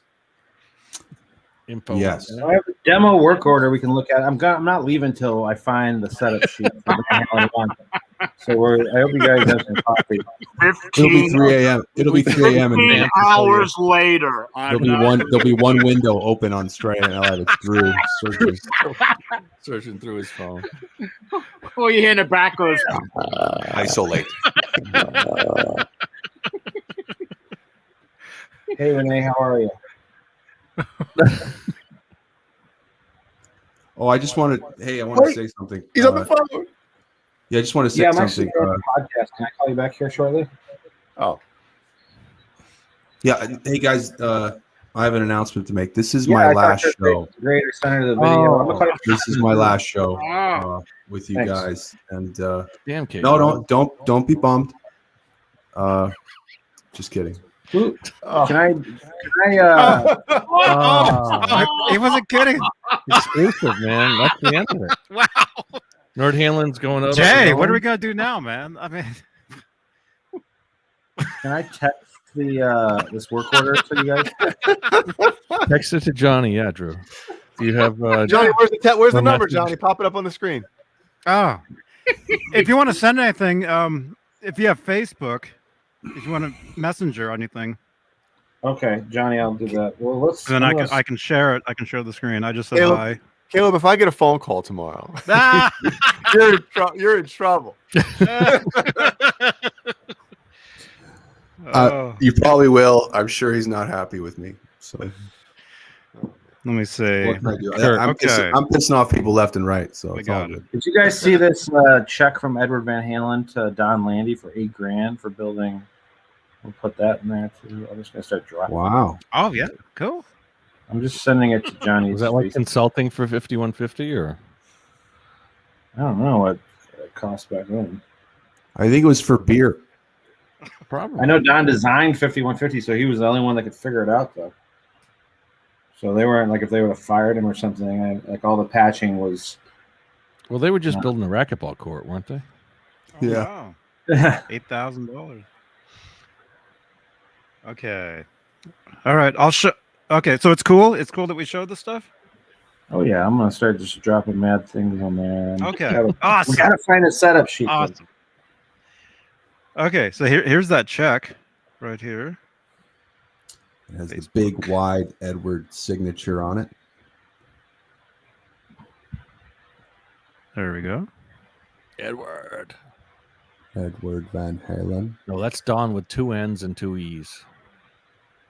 Don That's Landy. right. 9183, right? Yep. 9183. What were they? That was while they were tracking. 1984. Was it for designing and helping him build the studio? I would think the studio. The was studio was built. They were recording 1984. So Well, maybe it took him a little while to pay him. Yeah. well, only Don could answer that. Hey Ed, you still owe me that $8,000 for giving you the specs for the studio, right? Yeah, Ed, I wrote the intro to Panama. Are you going to pay me or what? Here's 8,000. Fuck off. Does everybody know about the Michael McDonald stuff? I didn't know Wait. that about I'll wait. Yeah, Pretty Mhm. cool. yeah. Totally. No, Don let Ed shave his head. That's what it was. Oh, I saved that video, by the way. It's down, isn't it? They took The that down. the Yeah, head shaping videos. I saved it. So I have it. Did you save it? Yeah. Okay. Yeah, that was great stuff, man. I mean, what was the top bid on that? The tech that, or whoever it was that Al let, or that Al shaved his head. That was Ken. $5,000 or something to. That was shave his Ken. head? That was Ken Dean. Yeah. Yeah, and then after that, it was David. it was Dave Bertinelli. Oh, that's right, yeah. And that was an awful haircut he got. Wow. the hair and the tail right here. Oh, Man, I'd do it for $5,000 if I had any hair. right. Let's see. Okay, so here's the other one. We printed 100 of these just for the fans to have, but this is the work order from the demos, I believe. Yeah, Studio 2. So mostly Studio 1 was Van Halen 1, but Studio 2, they came in, did 10 rolls of tape, 25 tracks. Okay. They had so many songs. And where and does Kihu know where this tape is? Did he hear this tape? Well, yeah, I thought the demos were on YouTube. Aren't they leaked already? Oh, this is the stuff that's on YouTube. I'm not sure. I just see things and hear things. I haven't It's personally. like 28 songs, right? Or something? Private line I blue thought it was phone. 25 tracks, and and then Okay. you would have like Voodoo Queen and what else? No Was that song two- titles listed. So yeah, they just came in, rented the studio for one day, and just blasted through everything. Damn. And yeah, our rates were actually a little bit more pricier then than they are now. Amazing. Well, That is the bank. tape right there. Look at the amount they paid for the tape. 10 Yeah. tapes has got to be $1,000 anyway. I don't know back then, maybe, but 2-inch tape was expensive. Damn. Yep. That's Jesus. Oh, I'd love one of those framed. Yeah, there you go. 2-inch. Yeah, you ain't kidding. 1,200 or 11. And they got a $578 discount, or is that what they already paid or something on the top right? You see that? Where's that? Minus 578. Yeah. I don't see that. Minus, I see 2250, 625. Way up in In the the upper right hand It's corner, written- handwriting. Handwritten. Gotcha. Yeah. it must have work been. order number 11,128.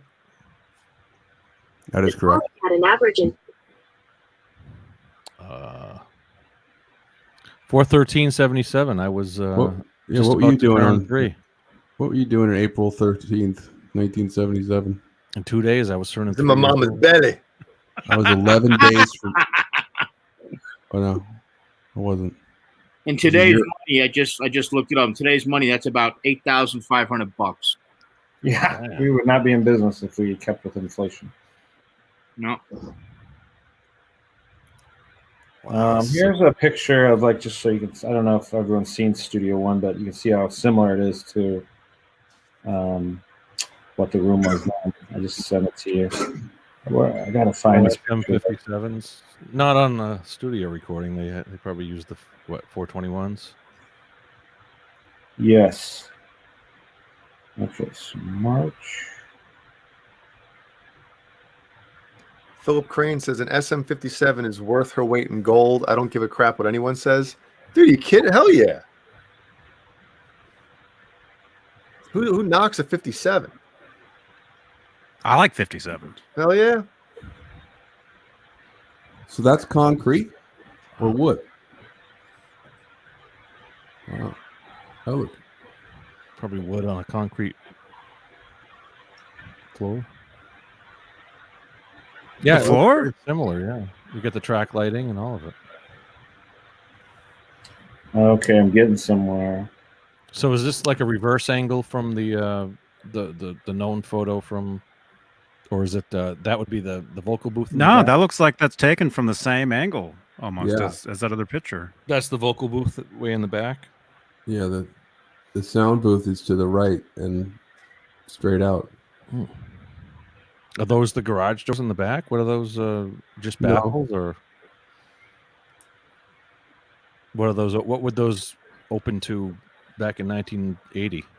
Oh, I'm sorry. I'm looking. Those are the garage doors. No. I'm So wondering, the yeah. back there is another ISO in the back. That's a gigantic ISO. We have 3 Steinways in our piano or in our studio. They were all bought by Don Randy of the Wrecking Crew, who played Not on to be confused Boys. with Randy. yeah. All right, Drew, Randy. are those the garage doors right there, filled in? No, those are just sliding. It's concrete where the we have On the sound right. barrier walls that slide there. So where the picture's taken from is the door to walk in the studio, and then immediate to the left there is an ISO booth where mostly that's where David would have done all this stuff, and then the far back is where we put amps, and there's a grand piano in there. I just give you 6 microphones that are of our collection that are pretty amazing. I just Dropboxed you. If your fans can guess all 6 what they are, I'll give them a free Sunset work order or a T-shirt or something. Let's see. Whoa. John BL. I'm ineligible. Jay know. could do it, but he's ineligible too. You can't Ineligible pick to up see mics? this. I'm eligible. I don't know the answer. Just give me the shirt. Neumann in the 84s, Sennheiser 421s. Oh man. Let me see. How can I do I can't this? see him. So Oh, here we I don't go. know. Let's see the answers in the chat. Anybody guessing Well, we it? got to see the picture first. Yeah, I'm Yeah. trying to get you guys the picture because it's. I just sent you the two And pictures Tom of already the threw him out. ISO too. You can see the 57 on that studio picture. Doesn't that look like a 57? Yeah, on Guitar Cab. Then Tom's guessing 57, 58, 421, 441, No 58s were used. I can almost guarantee no 58s. 84. Yeah, that's not a. Yeah. Yeah, I wouldn't use a 58. 441. Let's see. I so don't know any of this shit. Can the people in the chat see it? The mics? No, not yet. Oh, we're not talking about that. Okay, I thought we were. I'm trying to. I'm gonna have to share these like one at a time. Yeah, Johnny's waiting for his AOL to boot up. So There we there's go. there's one. Ooh, that's an oldie, man. Let's put up one at a time. Then whoever guesses this one first in the chat, we'll send them a shirt. I don't know that one off bat. That's an old. John BL, don't. If you know what they are, don't say. I don't, so I don't know that one. This is for the fans. This is for the fans. Mercedes, is that the Mercedes? Come on. I'm getting Mercedes made microphones. U67 from Keith Campbell. Telefunken U47 from Halface. U67. You're right. Telefunken. Yeah, Telefunken U47 is what he said. Kurt 5150. You got it. 251E Elam. 1999. AKG C24 from Kurt. Electro Voice. Newman RCA. Ribbon mic. Mike Neese. Neumann Ribbon mic. Drew, do you know what mic that is? Or Salt shaker. Of course he does. He wants the answer. Salt shaker, yeah. It is a salt shaker. I've been going all around the country. I'm shooting a documentary on recording studios and talking about the necessity of them. And Wow. and obviously I just take so many pictures at sunset, but I gotta find this because I know it's in here. Does that have a specific preamp that goes with it, or a power pack that goes with it, or is it just Does it mic run on to the batteries? board? Yeah, that's I'm what not saying. sure. I've actually never seen anyone record with that. I just brought it out to take a picture of it. We just redid the Tone Lux with Joe Ciccarelli, and that has I'll send you that one too. Someone Just used gotta find this fucking setup sheet. some old masking tape on that. You can see the residue of the old masking tape on that. Let's see. All right, so there's one. There's several. Anybody get that one? Drew? I'm not watching. I'm looking. He's reading. Oh, okay. All right. That's what I'm saying. Yeah, Drew, check the chat there. I'm getting close though. I found the Peggy interview, and I know I took a picture of it then. So You must have some great pics there from all the studio stuff, the archives. well, Dweezil, he comes over a lot too, and he's like just blown away by all the history. I mean, his dad did so much work there, and he's great friends with Eddie. Ben Tom says a Pollen Superdyne Type W 1246 dynamic mic. I wonder if What? I don't know, man. It's more than I know. I don't know. I've seen that one before. That type. Well, I won't say. I think. Now, was that used on the Van Halen stuff? Oh no, I just was trying to throw up some cool mics to see. Oh, okay. I don't know. So here, I know actually during the Peggy McCreary interview, she was back in those days. You would have to hand write out the setup sheet. So like when Van Halen would come back or Toto, we would know their setup. It was Toto. we still have this book with just hundreds of bands, and they're all handwritten setup sheets. So on the Sunset Sound Peggy McCreary interview, I put up the setup sheet for like 3 seconds, and nobody even commented on it. I don't think they noticed what it was. But I know it's in that interview. I'll screenshot it off of there. Because I took a picture of it, and me and Dweezer were like, holy shit, this is awesome. Now I can't find it. That first one's different, Johnny, I think. Right there. Yeah. Yeah. Ooh, that's Paul's trying to get back in, Johnny. What brand is that? I don't see him. Oh, okay. Sorry, Paul. Don't see you. I don't see him here. I know what this is. It says right on it. That's what brand it is. What's model number is it though, John? Oh, Come on. Oh, what's the serial number? yeah, model Number one. Model number 1. Yep, there you go.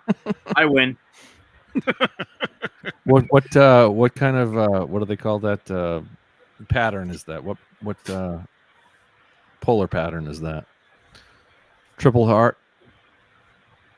That's like the Zoso sign right there in the middle there. AKG. Yeah, we got a Van Halen tragedy right here. Flag? Oh, Right here. That's no, that's David saying thank you to Rodney Bingenheimer came in, I don't know, a month or so ago. And I've actually hung out with the guy like 20 times now. Just, he has no internet, no email, no cell phone. He has one TV with 52 channels on it still. And so I've been hanging out with Rodney, but I just sent you I think this is already released, but it's audio from the Starwood when David Lee Roth is introducing. Actually, this part was cut off. This is unreleased. So if you go in your inbox, Johnny, there's a little snippet of this on YouTube, but this is the full extended intro. you won't get flagged if it's not on YouTube, right, Johnny? No, this won't get flagged. If it's not on YouTube, I won't. No, Exclusive. as long as it's not commercial. Wow. Love to hear it. Let's see. We have the best YouTube show in the land tonight. Every night. Right, but tonight especially. Let's see. Okay. Well, here's the other mics. That one's upside down. That's a problem there. I don't think it works right. You gotta like. That's if you want the upside down sound. You gotta flip yourself. You know what's the coolest thing ever? Before I forget, is like, and I want to share is like, there's some great, amazing players. But I was talking to, and this is why Van Halen is just even more awesome, is because like I was talking to Billy Howardell from A Perfect Circle, and he was Tool's guitar tech, Adam Jones, and he's just. He is like a little kid when he talks about Van Halen and what those albums mean to him. And it's like when you hear somebody of that caliber, talk about Van Halen, it's like they're just the greatest. Well, you know what? Everybody. It's everybody. Yeah, Puts it into everybody. perspective, man. Everybody who's anybody knows that these records, this band, that guitar player are The head whole and shoulders. landscape's changed. The whole Head and entire shoulders. landscape has changed, man. Absolutely. Okay, well, here's another cool thing I found. This is the studio authorization form for Pretty Woman Oh, cool. from Warner Brothers. We could put that. We were just showing the 45s last night of the single for Pretty Woman. We were talking about that. So here, this is that awesome ISO booth. This is in the back of Studio One. This is a giant ISO where you put amps, and then you have the Steinway in there. No one's ever seen that, actually. Wow, that's so cool. That is neat. Those are all baffles in the back, different foam baffles, and Here's an unreleased photo that no one's ever seen, which I probably shouldn't share, but we're in the mood. This is. And Dweezil just said it. is Dweezil watching tonight? What's he doing? Well, I'm texting with him because he has that picture. Come on. We almost know for certain this one I just sent to you is in Sunset Sound. It's an unreleased Van Halen photo. Dude, don't show that. Wow. No, dude, don't say that. I don't like when I come across stuff, I immediately show it on our Instagram. Like, what else? It's not. We all want to share in this stuff. I gotta find this setup sheet. It's a nice shot. Studio. So that's Studio One, and where the picture's One. taken here, you can see how much it slants down. We see where the light's bending. there? Yeah, So- over to the right. So Drew, Yeah. on the right, on the far right, what are those kind of like cutouts in the wall there? Are those just They just have big baffles? sliding.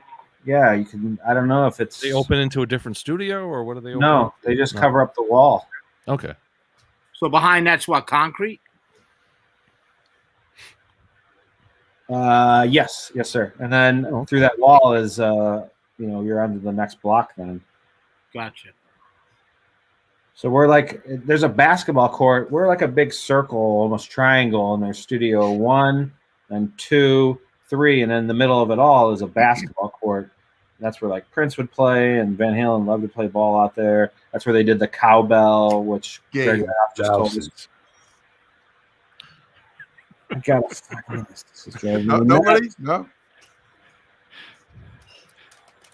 I missed it. What?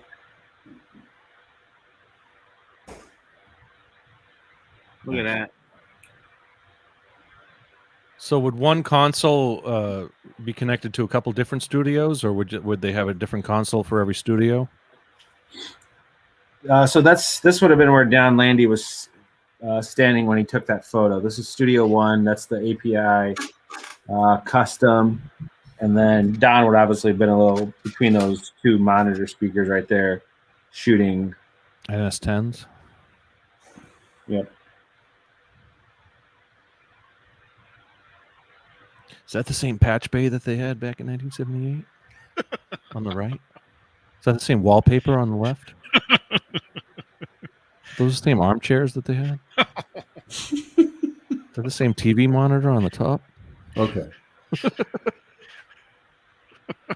Did they have high definition back in 1978? He's gonna log off, dude. I go too far. This is the funniest John Beale's ever been. Let him go. Same red light that they had, red light bulb in the back studio they had. All right. That's enough. All right, let's look at this. Look at that work order from A Pretty Woman. See if we can find some info on that. Damn it, man! There has to be an easier way. I mean, I have 10,000 photos. When you need to find one, Drew, this is cool. We got it there. Let's put this up first. They're all good, Drew. Do you guys remember this in the LA Times? This is amazing. This shows everything that was used. So let's put, Johnny, if you can look at this one. This is the instruments of the Van Halen. This looks like it was in a write-up of a magazine. Circus. This is from Circus. Yeah. Yeah, This is cool. All right, let's grab that. David Lee Roth, lead singer. That is nothing. Oh, yeah, I guess there is. Okay, yeah. Lighting system, drum riser. I think I had this issue at one point when I was a kid. Yeah. Oh, yeah. So, yeah, scroll down. So this is the picture Neil took, obviously. This was totally staged. Apparently they didn't drink that much till later in, like, Women and Children. He already has a busted foot there. That was tracking Van Halen 2, wasn't it? Yeah, this is in Studio 2. Or actually after they tracked it. I think they were staged, yeah. Man, I don't know if I've seen all that. So, Oh, wow. Cool. doesn't this mean, by the way, that they shot the cover art and album photos for Van Halen 2 before they recorded Van Halen 2? What's that? If he broke his foot during the shoot. No, they did the publicity kind of those photos, the staged photos after the recording. That's what I thought. I don't know. But okay, because I heard that he broke his foot during the shoot for Van Halen 2. And he's standing there with the broken foot, and they're recording Van Halen 2. Well, yeah, I mean, to have their gear all in there in the studio, yeah, you're right. It would make sense, especially the drum kit and everything else, all of Ed's backline. I don't think they would have just brought it in for a publicity photo. But maybe not. I mean, he doesn't have the bumblebee. Hey, Derek Day wants to come in. Yeah. Come on. 2 homemade custom Stratocasters. Well, that would be the black and white, and then his. How's Derek get a link natural. to get in here? Johnny, find Derek Day in my friends list. Where is Johnny? I'm here. Where's my thing? Or if I could just There forward we him go. the link or something. Right? Right? Yeah, I Oh, can. you can forward him that link. Yeah. Yeah, here I'll resend it to you. I got it right here. It's StreamYard, blah blah blah. Yo, if you cut off everything past, like if you just keep the line to the left, it's like Edward Van Halen, lead guitarist, all that extra stuff, all that cool stuff. Michael Anthony, bass, and that's it. Oh no! That's all he needs. That's all That'd be Michael funny needs. though. And a vocal mic, for the backgrounds. Schaefer Vager cordless diversity system. Is that what Ed was playing wireless back there? Would he wouldn't do wireless in the studio though. Although that's what Angus Young always, it was part of his tune. Head of his tune. 2 custom-made bypass switch box. No, that would. Where's the Variac? Oh, that's the built-in voltage regulators have an output of over 1200 watts, driving 80 12-inch Celestion speakers? No, 8. I would think driving 80 12-inch Celestion speakers and 10. Wow, that would be 80, right? 10 times 8. 10 times 4. Wow. No, that'd be 40. All right, so that's their stage. Maybe that's their stage. Yeah. 80 though? What would that be? How many? That's 20. 20 12 4x12s. Man. 30. They couldn't even do their math on that sheet.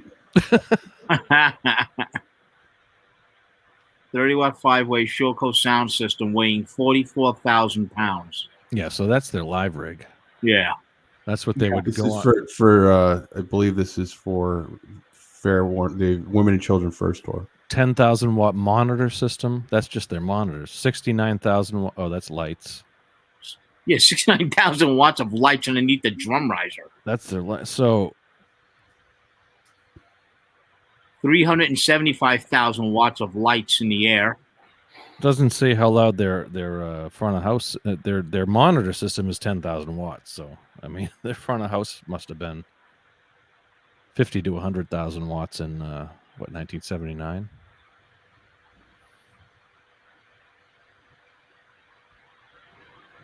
Yeah, he's still got the 2 bass drums. So this is from 1980.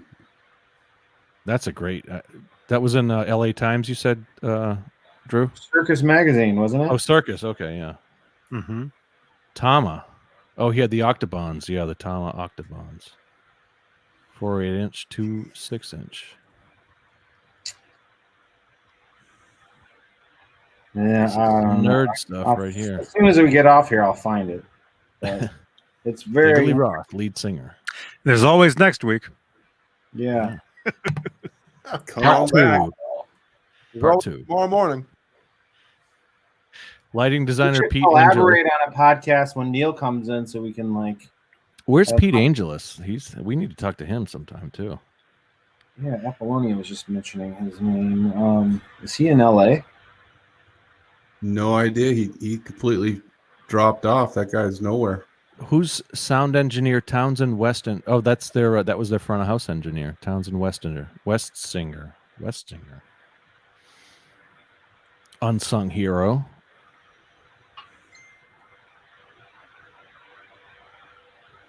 $30 watts 5-way Showco sounds. 30. Oh, they had a 30-watt sound system for that. That's like a little combo amp. It's pretty much what they were playing to stadiums with in 1979, 80. John Beale, you should build miniatures of everything on this list. Give me a couple of years, I'll have it ready for you, man. Definitely.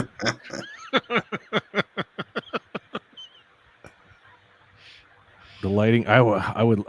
That was my ambition, is to do the lighting rig from 5150 tour, but man, it's possible. Someone out there could do it. It's just not within my. Maybe Adam Savage or someone could do it.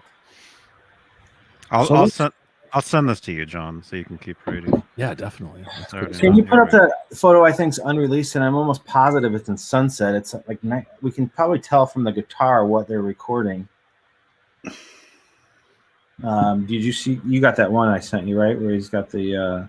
Which? Let me see. of Eddie, and then somebody on the side there is like drinking a wine or a bottle of wine. Okay, yeah, Bottle of anything. yeah. Yeah.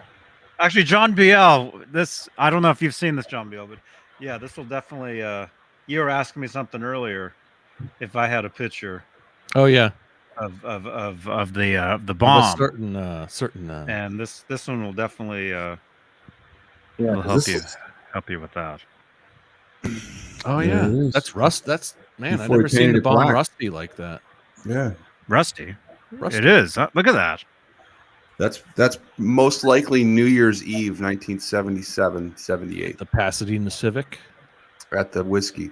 Oh, the whiskey. Okay. Sorry, I had my, And that's Rudy. wow. with the vintage Van Halen shirt too, the sweatshirt. Cool. Look at that. And it's upside down.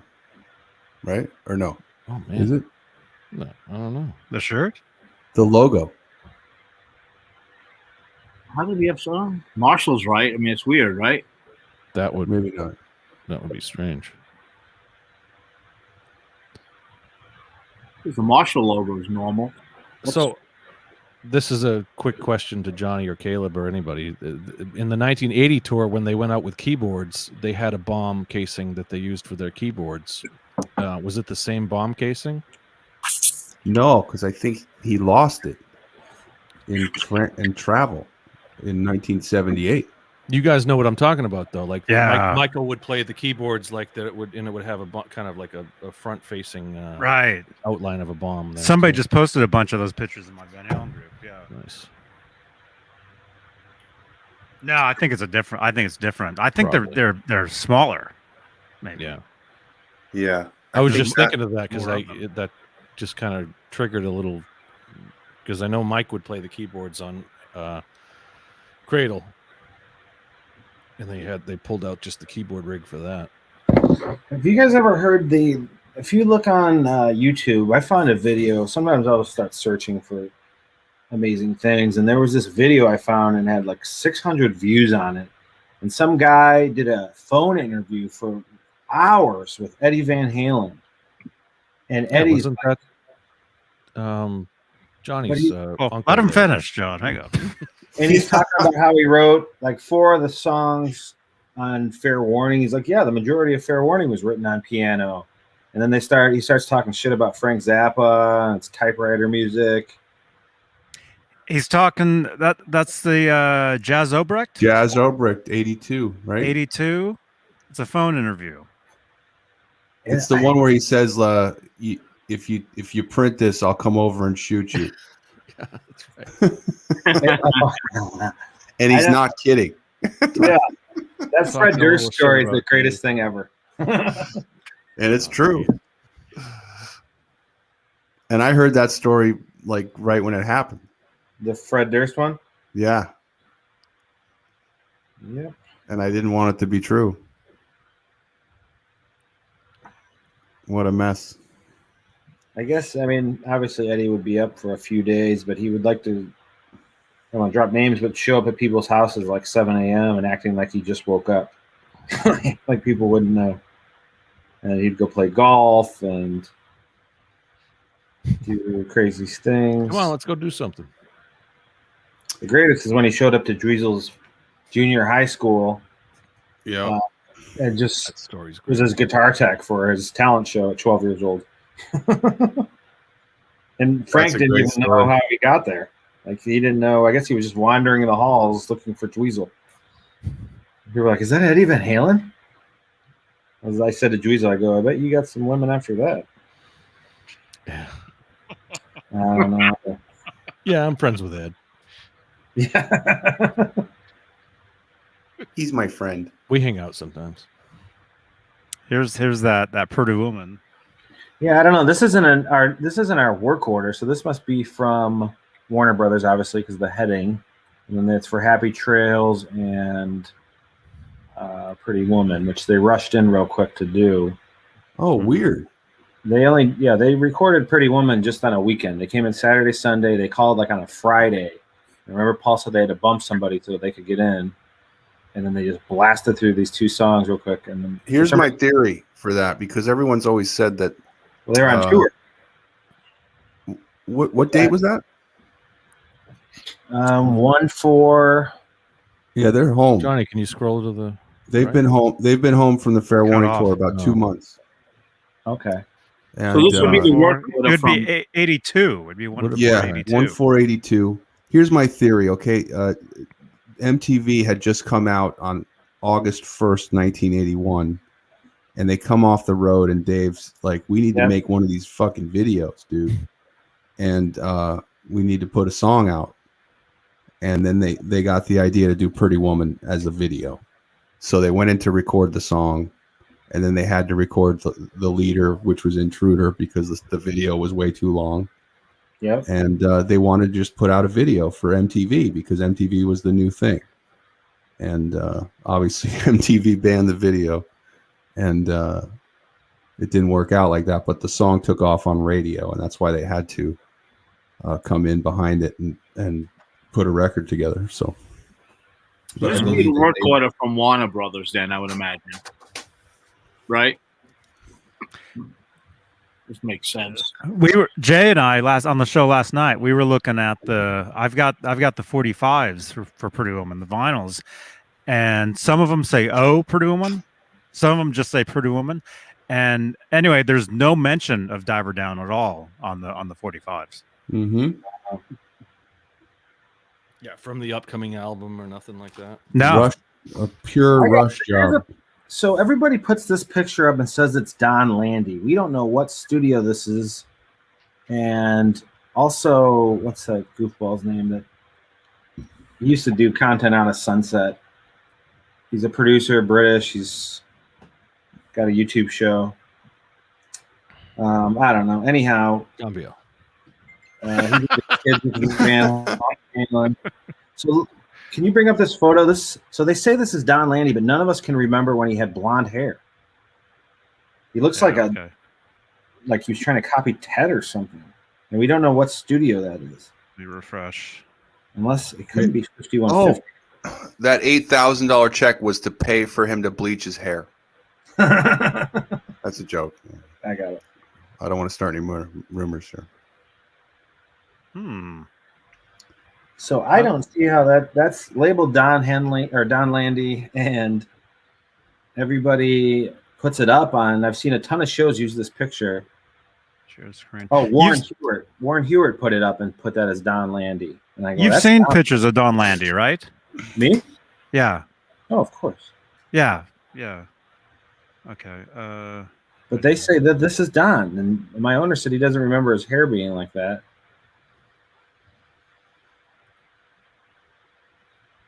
John Beale. Oh, John Beale left. What year is that? I have no clue. I saw it on Warren Hewart's Van Halen. He does that like classic albums things where he goes through an album start to finish. And this is what he put up as Don Landy. And then I saw, if you Google again, Don Landy, just put images, this shows up. So, I mean, it kind of looks like him in the face, but that is not how he wore his hair from what I know. I mean, he had curly brown hair and. Yeah. Well, that looks like in the 72 or something. Just that's my guess. Just that looks like a still from like a video. Yeah. To me, I mean, that looks like 1972 to me. That's the call I would make. Okay, here's the original photo that Neil took that we have that was printed out of the Studio 2 Van Halen session that really threw the shit everywhere. And you got to show this one too. This is John Lennon, and I found this photo upstairs in our vault. I sent this to Julian Lennon. He said he completely started crying when I showed it to him. Oh, it's shit. Simply amazing, this photo. This might be my favorite photo ever. We found out John Lennon did his own solo album there as well. The last time the Beatles were ever in a recording studio was Studio 2, where Van Halen worked. And it was 1972, and they were doing Ringo's albums. So if you can blow this up, or you got to scroll down. So that's young Julian. Oh, wow. I've seen that. Yeah. And that's John at the top there, top right. And I actually have the master track of that. Right wow. Here. What year was that? 72. Wow. Wow, the master track of that. But it's just a little boy just sitting there in the studio. I mean, you know, the way John worked, just nonstop. You know, it's probably the only time he could see his dad for it. Yeah, he looks thrilled. Sitting there playing on his Game Boy or something. Wow, that's a great picture. Oh yeah, 72. Awesome. And then there's a Van Halen one. I find these photos, I put them up on our Instagram, and then I just see them everywhere else. Awesome. Check on mine, but then no one gives us credit or anything.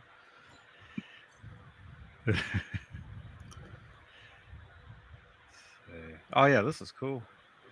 Yeah, a bunch of people in the chat said that picture of Landy was Ted. That's not Ted. No way. Really? Who says that? I mean, it kind of looks like. I mean, Ted had the blonde hair, but Yeah. from the side, I don't know. It's not. I don't know.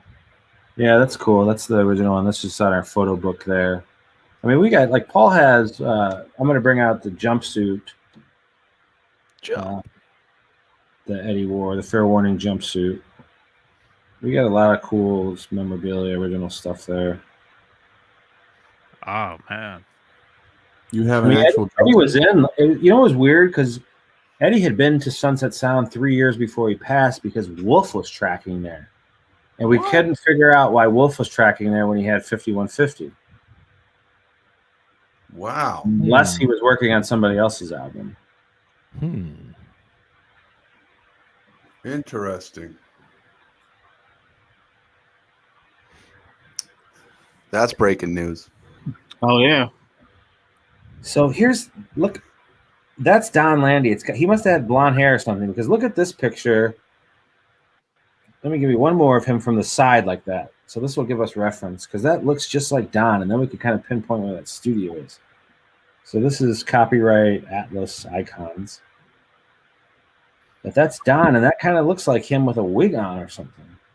Atlas. Oh, that's Lozauer. That's his. Yeah. That's his stuff. And he shot like the famous Rodney Bingenheimer. I mean, he shot Zeppelin. He was still is an amazing fucking. Oh yeah. Shot everybody, man. Okay. Oh yeah, these are great.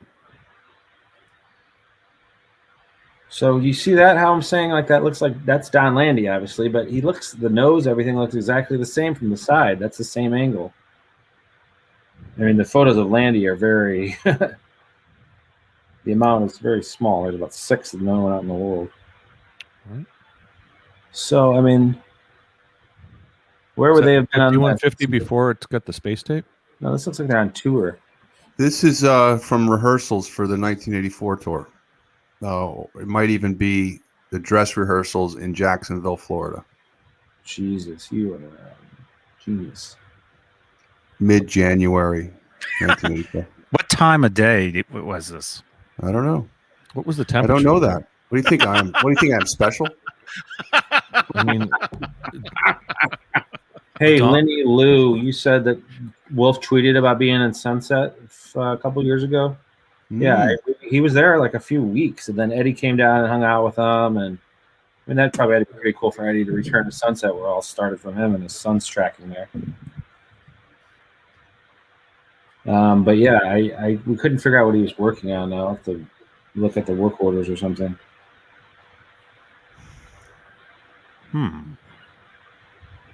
But yeah, you don't think that's him then in the blonde? I mean, it looks exactly, the face looks the same, but then The chin.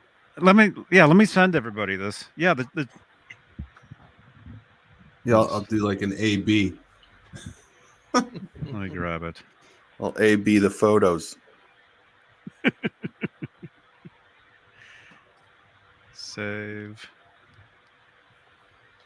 There we go. Oh, crap. Oh. actually, you got the two images of Ed there from front and back. The mirror. How many stripes are on that jacket of his? 113. No, it's 112, dude. Come on.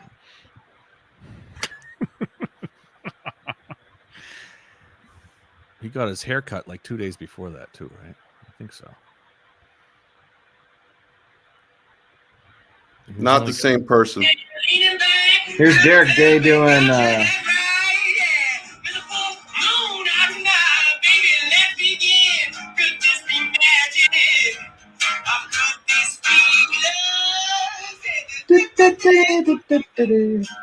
That's a great video on YouTube. Derek Day covering. That's not the same person. Nope. No. There's a bump on the nose in the blonde guy. There's no Really? bump. Maybe it's a pimple. That's not Ted Templeman. 100%. No, it's neither. Definitely not Don Landy. Shit. I mean, you don't think it'd be awkward if I just went to the Don Landy's home address, sat outside, followed him till he went to Ralph's, popped out, kind of cornered him a little bit. Hey, tell me one Well, mic technique. What's the status? Is Ted coming in or no? Ted told us he's coming in 4 different times. He was supposed to be there with Greg Renoff. That's why Greg flew out. And then we moved the day. I don't know if that was the reason, but that he had something to do. Man. He calls the studio sometimes to talk to Paul. I mean, they've known each other 50 years, 40 years, whatever. But yeah, we here's a great photo of Studio 2. Just trying to find this thing. It's driving me nuts. I mean, something tells me, Drew, that would be like a 5-hour sit down with Ted. It just like couldn't be just an hour or two. Like it's just too much. Too much. Too much to ask. I've been writing questions for 10 months. Right? And then I just kind of geared him to to Greg, because Greg obviously spent a significant amount of time. I mean, Greg, from being a teenager, being turned on to Van Halen by 1984, Jump, and then to be in the Van Halen vault with Don Landy and Ted Templeman. I mean, that's pretty. There's Don and Ted. Yeah, that's astonishing. That's getting it done.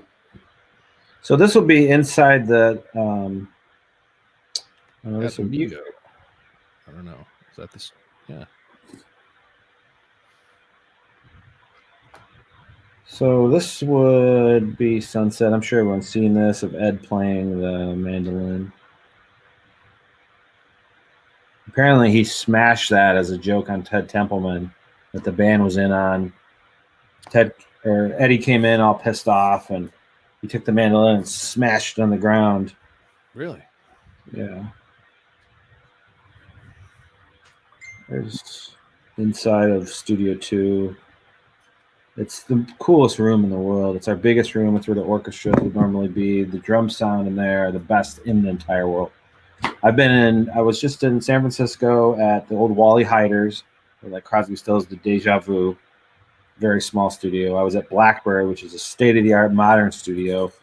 I was at Arlen Studios in Austin, Texas. I was at Electric Lady. I've been at East West and Sunset, and I'm with a band, and they were the band I used in the documentary, and every studio took about 3 hours to get drum sounds. Sunset, 15 minutes, bang them out. It's perfect. Wow. It's just a perfect place. The sound is immaculate. So this would be 1980. What's in that briefcase Ed's standing on? there's Studio 2 in there. Is that his pedal board or any idea? Might be just his gear case from the early days. Obviously, it has the early logo, but it's probably. It could be an Echoplex. Oh, Those are in briefcases like that. interesting. That's a good point. Oh yeah, Kurt 5150. He smashed in down-recorded audio of it all. Yeah. Got the Wurlitzer behind him. Is that a Wurlitzer? The electric piano? For Yeah, that's what he played Cradle. the Cradle on. What kind of shoes are those? W? W's. Yeah, Ted would require a week of sit-downs. I mean, everybody wants to know, as do I, the technical stuff. There's not much left uncovered about, the process Van Halen worked, and their success story and how they came up. But I mean, Don, Jesus, all those names. Don would just be a wealth of knowledge, and I mean, from the second anybody's met him, they know he doesn't say much. So I think it would take Ted coming in. I thought if Ted came in, Don would, because they've, as you guys all know, probably that the book reconnected them. That Greg did. You know, they hadn't talked in like a decade. So they get together now. Ted told my owner that they speak regularly, at least once or twice a week. That's awesome. I just find it astonishing that Don is watching this. He watches all of them. Peggy McCreary, I got her, and Peggy was Prince's engineer, but again, engineered Van Halen 1 and 2, assistant. And I put her and Don together, and Dweezil. And then when Peggy asked to meet up, he never responded to her. But they've talked on an email. They were great friends. I mean, they worked for a decade at Sunset Sound. Don loved using Peggy as an assistant. Is that ashtray still at Sunset Sound? You know it. If you ever come in our lobby, all the magazines still 1990. Maybe, Drew, maybe it's just still too raw. You know?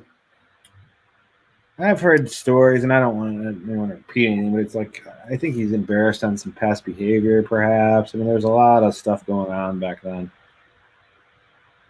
But, I mean, who didn't do a bunch of fucked up stuff in their life? So it's like, I don't know. I've never met him in person, but I know he loved Sunset, and he used to be so helpful there just with everything. He was cutting edge. You know, he was teaching the techs and the studio on what outboard gear to buy and, you know, how to do all these different things. You could listen to that audio that I put up of them at the Starwood. It's got the Rodney Bingenheimer's boombox he brought in. I mean, it is unbelievable. He just has you can't get a hold of him. He has a house phone. Should we call Rodney right now? He'll answer. Beane. Oh my god. Hell yeah, man. Rodney Bingenheimer. Legend. He's the nicest, sweetest guy, and he's a complete legend. Let's play the audio to give reference, though, can we? Where is it? Facebook? I messaged it to you. David Roth just entered the play studio. Just sort of came down. There you go. And we got a band. We're Van Halen, I think I already told you that. And we got a Van Halen tragedy for you all right here. So affected. Tuesday night tonight. I encourage you all, if you feel like dancing, go on and shake it up a taste. And if you feel like romance, and there's no waste either, you know me to say, I want to thank Rodney Bingenheimer, where I see his hair right from here. Hey, Rodney's the man who brought us in here on the first try, so we say thank you to him. And you can hear him on KROQ now. Speaking of Pasadena, he's going to be a good man on KROQ every Sunday night. He's broadcasting right from the old hometown. So give him a listen here. We love you, Rodney. Listen. Show my love for you. I show my love. The song entitled Show Your Love. Lights. Lights. He's doing it then, man. Wow. Spotlight, motherfucker. What is it? Spotlight, asshole. What should we ask Rodney? Man, talk to him about the when Dave knocked on his door to come in and play Running with the Devil or? Yeah, well, he brought, and you know, he's the one that brought Kiss down. Everyone gives somebody else credit. And was Rodney reluctant to let Dave on the air or what, man? I mean, they obviously were undiscovered, so is he going to get in trouble for letting some random guy come in and play a demo on the air? No, that was what he did. He played new and upcoming bands. That was his thing on the station. So yeah, he would. If Rodney's not at home, he's at Canner's Deli at Fairfax. He's got his own booth there. He eats there every single night. You got the number there, Johnny? Look that up. Page's ass. Caleb, field trip. All right, I'll be there. Give me 26 minutes. I'll be there. Tell him to put his fork down. We all know what's coming out of New York these days, and I think it's time for LA to get on the map. That was the Dave quote from that interview. Believe me, I've been doing some putting some video together, so I got that clip in there.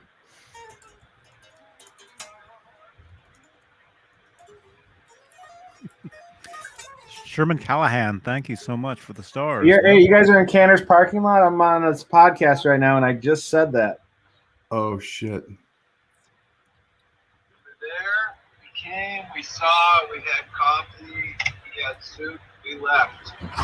Can you Tomorrow put? night, are you on a podcast now? Yeah, we were gonna go to Foo Fighters to tell Rodney, but it got canceled because of COVID. Can you put Rodney on the phone? What a bummer.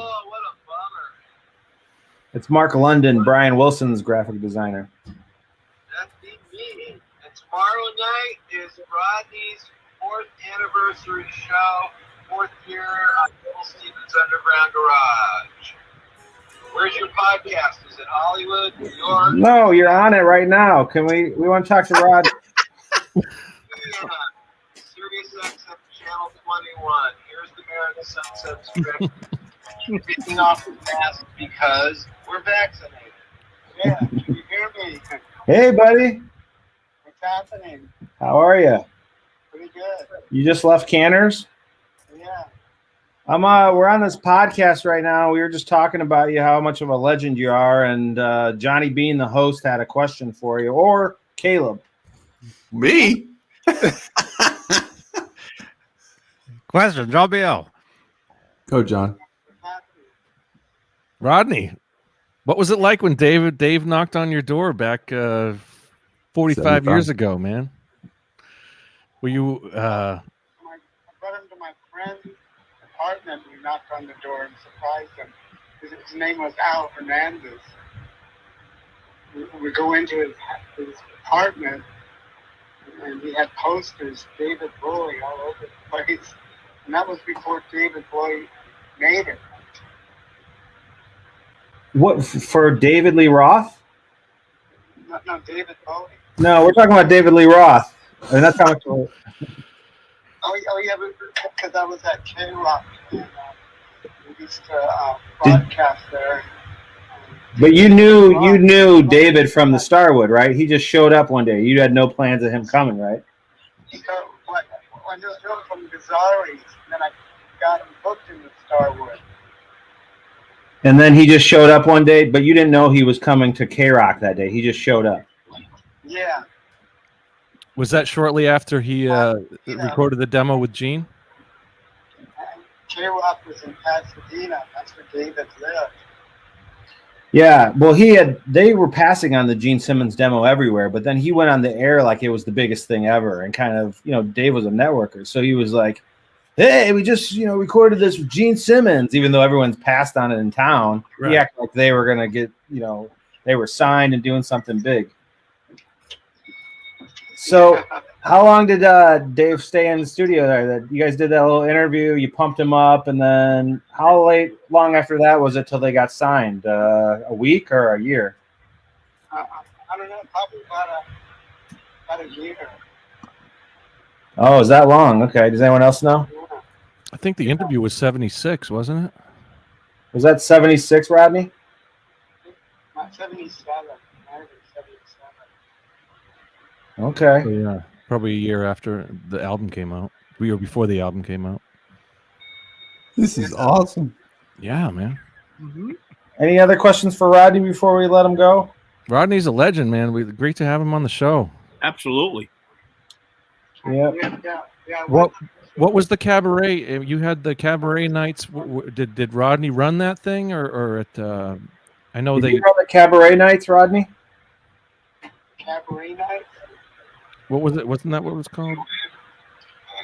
Cabaret at the Starwood. Yeah, you were a DJ at the Starwood, and you went to Eddie Nash and told him, "Hey, get this band in here because you'll sell a lot of beer." Yeah. So it's crazy that Eddie Nash was the one that gave the approval for Van Halen to play at the Starwood. Yeah. David Knight. Was David Knight another owner of the Starwood? He was the booker at the Starwood. Okay. Not David Forrest. Yeah. Who's David? I don't know. This is Knight's son. Yeah, David Forrest. Too many All days. right. Where are you headed home now? Yeah. All right. Well, let's. He's headed home waiting for that check, that 10% finder's fee for Van Halen.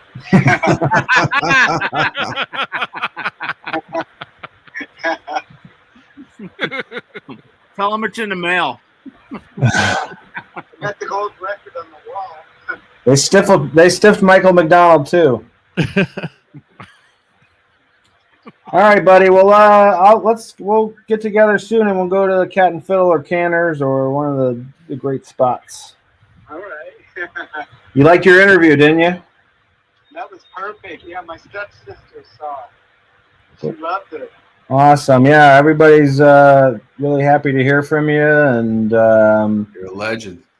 you know, Jeff Tremaine from Jackass even watched it and texted me and said it was great. Yeah, he's got the new film coming out. We should go to the premiere. Oh, wow.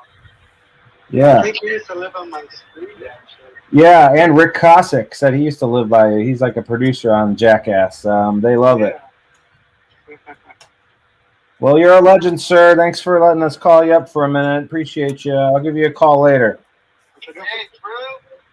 No, I don't have time for you, Mark. Sorry. You know what? I was just about to say, let's give Drew some props for doing all these great podcasts and great interviews, but you know what? I love you. You know that. I was just kidding. See you in the fiddle. See you at the Fiddle, fish and chips. All right, guys. Have a good night. Thanks, Rodney. Oh, yeah. Yeah, plug your show tomorrow. So Rodney's on Sirius XM. When K-Rock and him split, little Steven from, Steven Van Zandt said, Rodney Bingenheimer, as long as I'm alive, you'll always have a radio show. So they put him on channel 41 on Sirius, Rodney, tomorrow. 21. Come on. Tune in, man. 4-year anniversary. Awesome. Congratulations. Yeah. 6 p.m. Standard Time. 6 p.m. for Pacific Standard Time. Any questions in the chat? We got the Rodney intro was on the Looney Tunes album. I don't know. We got a lot of stuff. We're just investigating, looking through some things. I'm trying to find the Let the man go home. Let the man go home. I just found out that I'm on a SpongeBob record. You're on a SpongeBob record? Yeah, it's like a loop or something. It's like a techno thing. Oh, wow. That's it. Yeah, and you got your own song, Rodney Bingenheimer by the GTOs. I'm DJ Rich. Thump, thump, thump. All right, well, have a good night, buddy. I appreciate you. All right. See you, bud. Thanks, man. Later. Wow. See you later. That was great. I just, it's like you don't really know what to ask him sometimes because it's kind of like he's very simple about everything. He doesn't elaborate. And it's like, Rodney, you got Van Halen, on such a monumental gig at this great Hollywood club and it changed history and you're on the liner notes of Van Halen 1. He's like, yeah, man. Very humble. Yes. Was he Yeah, on the isn't that Looney cool? Tunes album? Anybody know if he was on the Looney Tunes demo or promo? No, not the vinyl. That would have no. been like one of the live, probably like the Pasadena Live or one of those. There was a Looney Tunes. It was called Merry Melodies. It was a bootleg, and it was a compilation of tons of stuff. Yes, I believe it's on that. But yeah, That makes sense. Yeah. yeah.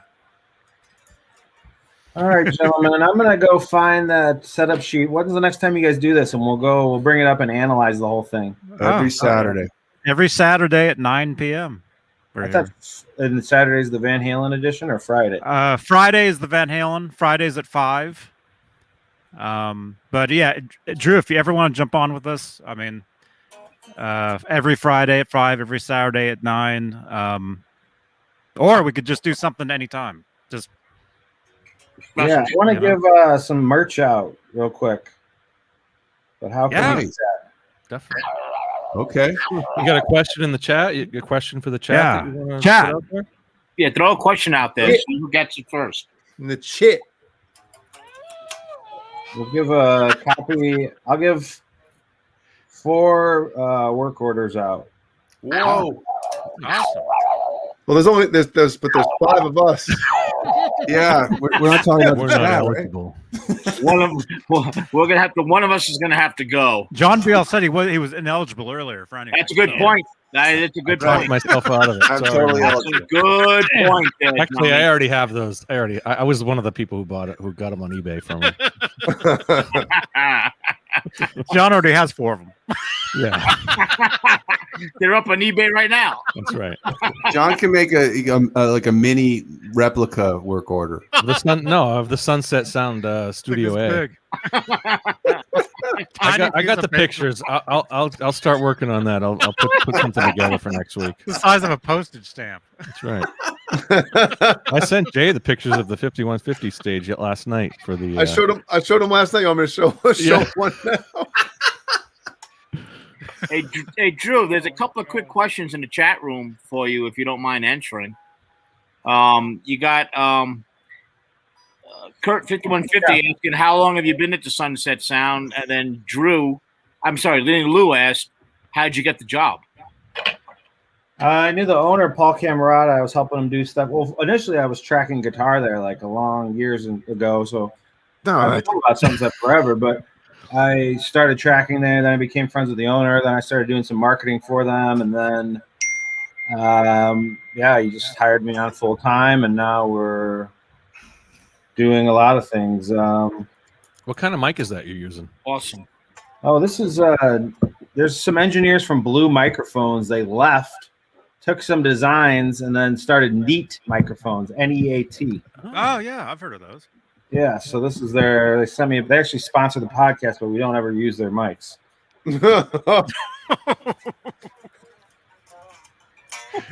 Derek Day said thank you. He's couldn't get on right now, but maybe next time. He has little service where he is. Oh, But yeah, what else we got? No, we don't hire anybody at Sunset Sound. Seriously, we haven't even hired a runner in 6 years. Did you tell Derek that I'm on this podcast? Who's that? Derek? Who's that? It's Caleb. Caleb, sorry. Caleb, you're going down there this week, right? To go see Drew. Yeah, I don't know. We got to collaborate on. I want to get Neil in, the photographers, Lozower. Yeah. Lozer. And you're looking for. You're setting up a band for your for the Van Halen tribute, right? I run all the social media. Kurt 5150. What's that, bud? Drew, you're setting up a band for the Van Halen tribute, right? Yeah, well, we had a band initially. I'll tell you who it was. When Eddie died, we were going to come in and play some Halen and go live. It was Brad Wilk on drums, Rage Against the Machine audio set, Larry Lalonde from Primus, Wow, Mike Inez on bass, and then Dean Del Rey was going to sing, which would be a great Dave Lee Roth. If you guys know Dean Del Rey, he's got Let There Be Talk podcast. yeah, I know Dean. He's from San Francisco. Yeah. Yep, exactly. He's I've known him a long time, but he's like the man about time. He's like almost like the current Rodney Bingenheimer. He's a great filter to give good music out. I mean, he's like best friends with Jacob Dylan, and he's friends with Brad Wilk from Rage, and I mean, he's the man about town when it comes to stuff cool. He hangs out with John Mayer all the time. I went to one of his birthday party celebrations back in 1992. Oh wow! Yeah, not that we knew each other then, not that we know each other now, really. But anyway, I went to one of his birthday shows. It was an AC/DC tribute, and Jeff Watson from Night Ranger was there. And that's the story I've told, where I went up to Jeff Watson, and I had met him before, and he's like, "If you ever come out to San Francisco, you can stay with me at my house." So I ended up moving out here, and I ended up running into him. I run into him, and I'm like, "Hey, I'm here," and he like wanted nothing to do with me. Jeff Watson from Night Ranger, yeah. Anyway, that was at Dean Del Rey's. Alcohol's a wonderful thing. That was like Dean Del Rey's like 40th birthday party show or something. But anyway, Dean has an amazing podcast. Yeah, it's great. He actually interviewed. I got him to come in, and he interviewed Paul, the owner from Sunset. It was Paul's first podcast he had ever done. It was great. Yeah, it's like this guy's. Paul doesn't. The motto is though we never photograph anybody at Sunset, and Cootie Camerata, his dad, instilled that. So it's like all the photos we get are from like photographers that were in on the Stone sessions, or all this stuff. I wanted to. How am I going to give these work orders out? What could we? The guys right in front of you on the screen. Just pick one. Oh man. If you want, you can mail them. You can mail. They're physical, right? No, I got it. Well, they can just order them on there, and I'll give a discount code, Beane 100 or Beane 50 or whatever we do. But how are we going to win them? Beane 50. John Beale, question. Man. Just show. Hold on. Oh. No, I don't know. Should I take it from the 84 book or? Oh my God, here we go. Here we go. Ready for a very long night. Come on, trivia. I don't know that.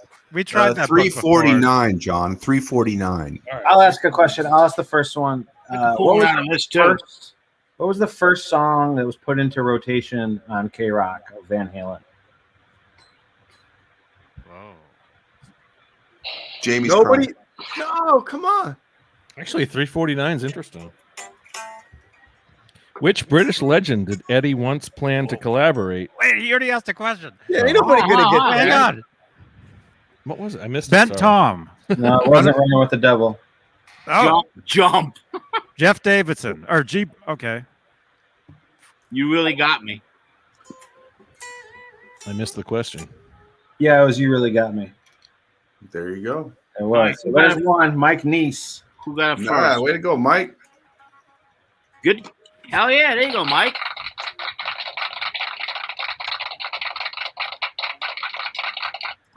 Okay. Wait, Mike said run Actually, in no. with the devil. Is it run in with the devil?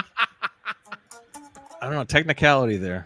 Yeah. Another question. That was the first song they played was Running with the Devil, the Gene Simmons demo, but the first one they put in rotation. That's the one that Rodney played. That's Yep. the first track that Rodney played, isn't it? Isn't Kurt the first one to answer? You really got me. Yeah, that's what I thought. That's just. It's Yeah, Kurt. he did. Yeah, Kurt did. Kurt gets the work order. All right, Kurt. Another Kurt. That's another thing to hang on your wall in your wife's office. Kurt's like, I got it first. His wife ain't letting him put it up.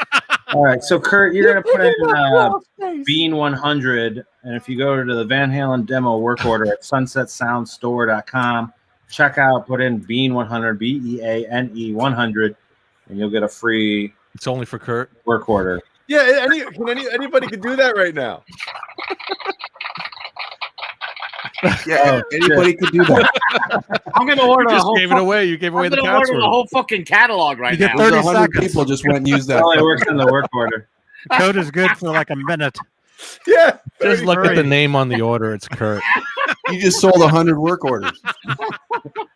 Well, there's only 14 left, so I was gonna Oh, give shit. 4 away, and then Tomorrow I want one. we're gonna wake up the headline Sunset Sound bankrupt. Yeah, from the Sunset Studios thanks, bankrupt. Johnny Bean. Thanks to Johnny Beane. I had Exactly. nothing to do with that.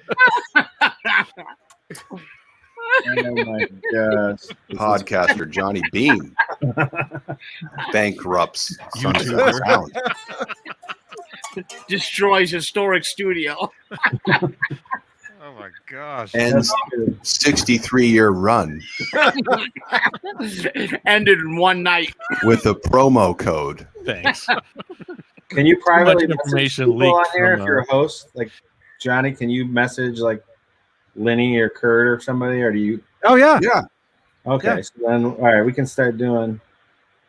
You just send him the code that you're going to Yeah. use in a message, and there you go. There you go. There you go. There you All go. right, Caleb, you ask a question now. Then the next person who answers correctly, we'll give it to Johnny to give the work order code to him. All right. You can order it. So Caleb, think of a good question. These are. 1999.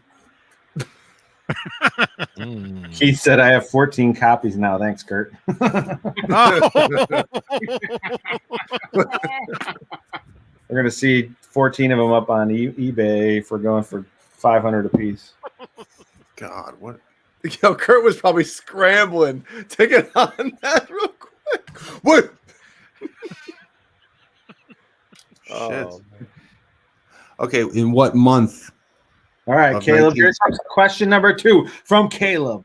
In what month of 1979 was the red coat applied to Frankenstein? That's a good one, man.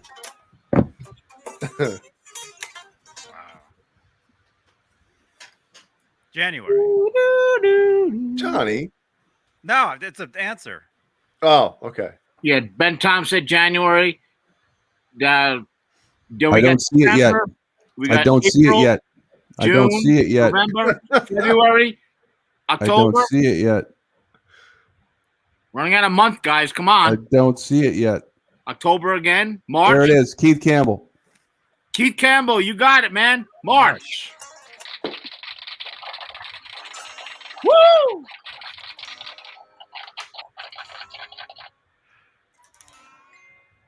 All right. So then I sent Johnny you a new code now, and then you send that to Keith. Johnny's gonna order something with it, and he'll be like, "Oh, the code doesn't work." Yeah. Keith. Okay. Johnny's gonna have 4 of them next week. Okay. Keith, message me on Facebook. Congratulations, Keith. Congratulations. I'm gonna get off the show and jump in the chat so I can compete. Up in the chat. Keith says March 23rd. No, was that? Yeah, Do you have the actual date? I believe it was Day? March 23rd. Wow. But I could be wrong. But I know it was March. Well, when did the paint finally dry? It would have been March 24th. Only a few hours later. Yeah. Very short. When did he actually pull the tape off of it? I don't know. Come on. Something tells me he waited a while because there's lots of It was a extra good peel. solid, good solid coat of paint, and Cool. Okay. 24 hours. Okay, Keith. I just sent you the code. There you are. back then So- they didn't have the quick drying paint. So where does he want to go to get that? SunsetSoundStore.com, and then go right on the cover page. It says work orders. Click on that. Then there's actually a Purple Rain work order, and then there's the Van Halen work order from the demos. But this will only work on the Van Halen demo one. Okay, so Keith Campbell. And So actually, this- one of them signed by Don Landy, which is probably the cooler one. One's a mixing one, and one's Oh. start. Awesome. Yeah, Wow. it's incredible. I got actually right here. Oh, shit. Screenshot. Are they that big? Oh man. No, yeah, they're 18 by 24. Oh, my God. I want one. Badass that is. I didn't know that. Van Halen, Don Landy, Ted. Oh, I Templeman, have to have that. Yeah. and- Sorry to the guys who've won. Oh, this is for cool. not giving So, those out. this is how, if you could, this is Ted Templeman used to sign his name this, and there's a crazy story behind it. I could probably ask that for a question. It's called Smiley. I'm trying to get the glare off of it. You can see But, Smiley, yeah. We can see it. Oh, okay. I can't read what the end is. He used to sign all these weird names. Ted did when Smiley T.O. Toad. he was I don't know. Wow. 24 track live demo. And then we can look at the bottom here where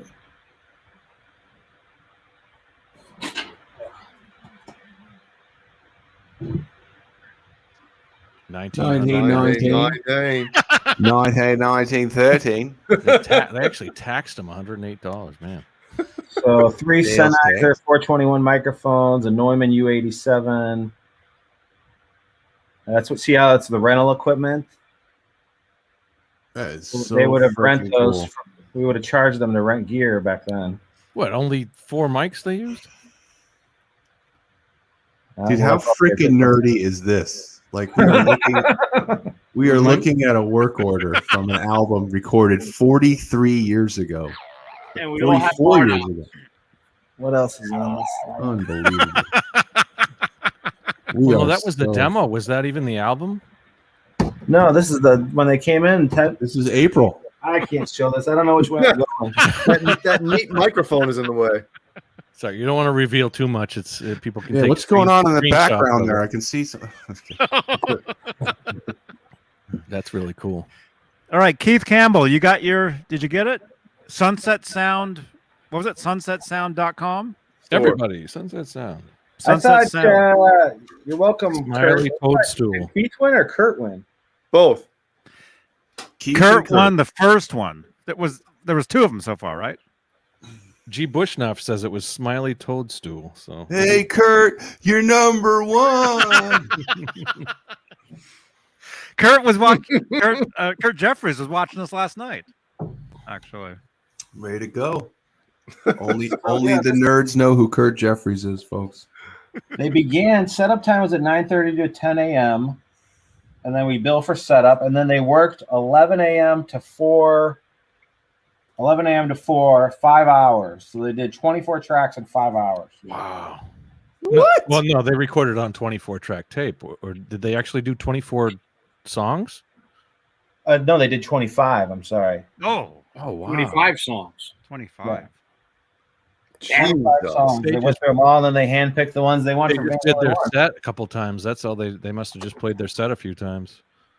Their And then, live set. obviously, the thing I thought the Mean Street intro was not that way when it was Voodoo Queen. So they must have, he came up with that in the studio. And that's one of the greatest guitar pieces ever. Jay. Mm-hmm. Jay Is that- plays it. Who does? Jay plays it spot on. Dead on. Last night he played it spot on. Who's Jay? You? Gizmachi fan? I am Jay. The silent. I've had my head down all day looking at the fucking setup sheet. I don't know. I'm pretty fried right now, so you'd have to catch me on a different day. A day where he's not baked. Yeah. So this would be perfect, man. It'd be hilarious. Pick up that guitar. Are No, you in LA? no, South Carolina. You can do the audio. I'll fake it here. I'm the only one in LA. Go ahead. Ready, Jay. Yeah. Oh, yeah. You'll take it. Okay. No, I'm pretty. Can you put this up, Johnny, for one more question, and then I got to go because my girlfriend's waiting on me. And then, or we got to give 2 more out. So here, put this microphone up, and then the question's going to be, where do we use this microphone in the studio? Remember, nobody on the panel answer. John BL. Yeah, because John Bell would know. What? Johnny, mute John BL's mic. Right now for the rest of the show. Mute it. I'll mute my mic. Yeah, but you can unmute Yeah, now. 'cause you can't help it. Yeah, Mute it exactly. anyway. Just stay Unmute and 12 inches There, back. I just took him out. Oh, So shit. it's his show. I just kicked his ass out. All right. Oh, man. He can't help it. We have 2 of these that we put in a room, and obviously Eddie's guitar would have sounded amazing using this. We got a bunch of vocals in the chat. We got drums. Polyurethane is a Guitars. We got guitar guest, drums guest, vocals guest, vocal booth. nope. We have 2 of these, and it's a room within a room. How about what kind of Overhead. mic is that? Echo, Overheads. Come on down. overhead. Echo chamber? Yeah, Or we have overhead. 2 RCA ribbon Kind of mics. And all cruise. the echo chambers. Yeah. Echo chamber. All right. So that would be Jimmy Ray Ray Hawkins. Hawkins. Jay Hannon, right there in the chat. Jay Hannon. Oh, way to go. Jimmy Ray Hawkins, ladies and gentlemen. That's a badass name. Yeah. Hey, look, Kurt was going for a second work order. He was right Oh. behind him. Kurt, you're disqualified. Who's going to ask the grand finale question? It's got to be something amazing. It's Johnny Beane. Oh man. No pressure, buddy. No, not at all. Let me get Jimmy Ray Hawkins' discount code. Jimmy Ray Hawkins back in. Jimmy Ray, send me a message on Facebook. You just got yourself. Oh, Kurt, thanks. You better win that 4th one. Kurt says he was going to give it to me. I can throw an easy one out. Why? Because I have Why Jay? What about me, Kurt? Come on, dude. Oh, and then I would give it to you. How about that? Oh, great. Good. And then you'd give it to Johnny. Oh, yes. And then Johnny would keep it. All right, here's Jimmy Ray Hawkins' code. Johnny, you need to come with something really, really good for the last one. Oh, you want a hard one? The finale's got it. Yeah, it's got to be nice and hard. Whoa. Whoa. You know. Hey now. I mean, I can Did pull you guys something. see Van Halen come in too? That's awesome. I need that Van Halen encyclopedia. Did you guys see Van Halen come in? I let a tribute band come in, Derek Van Halen play.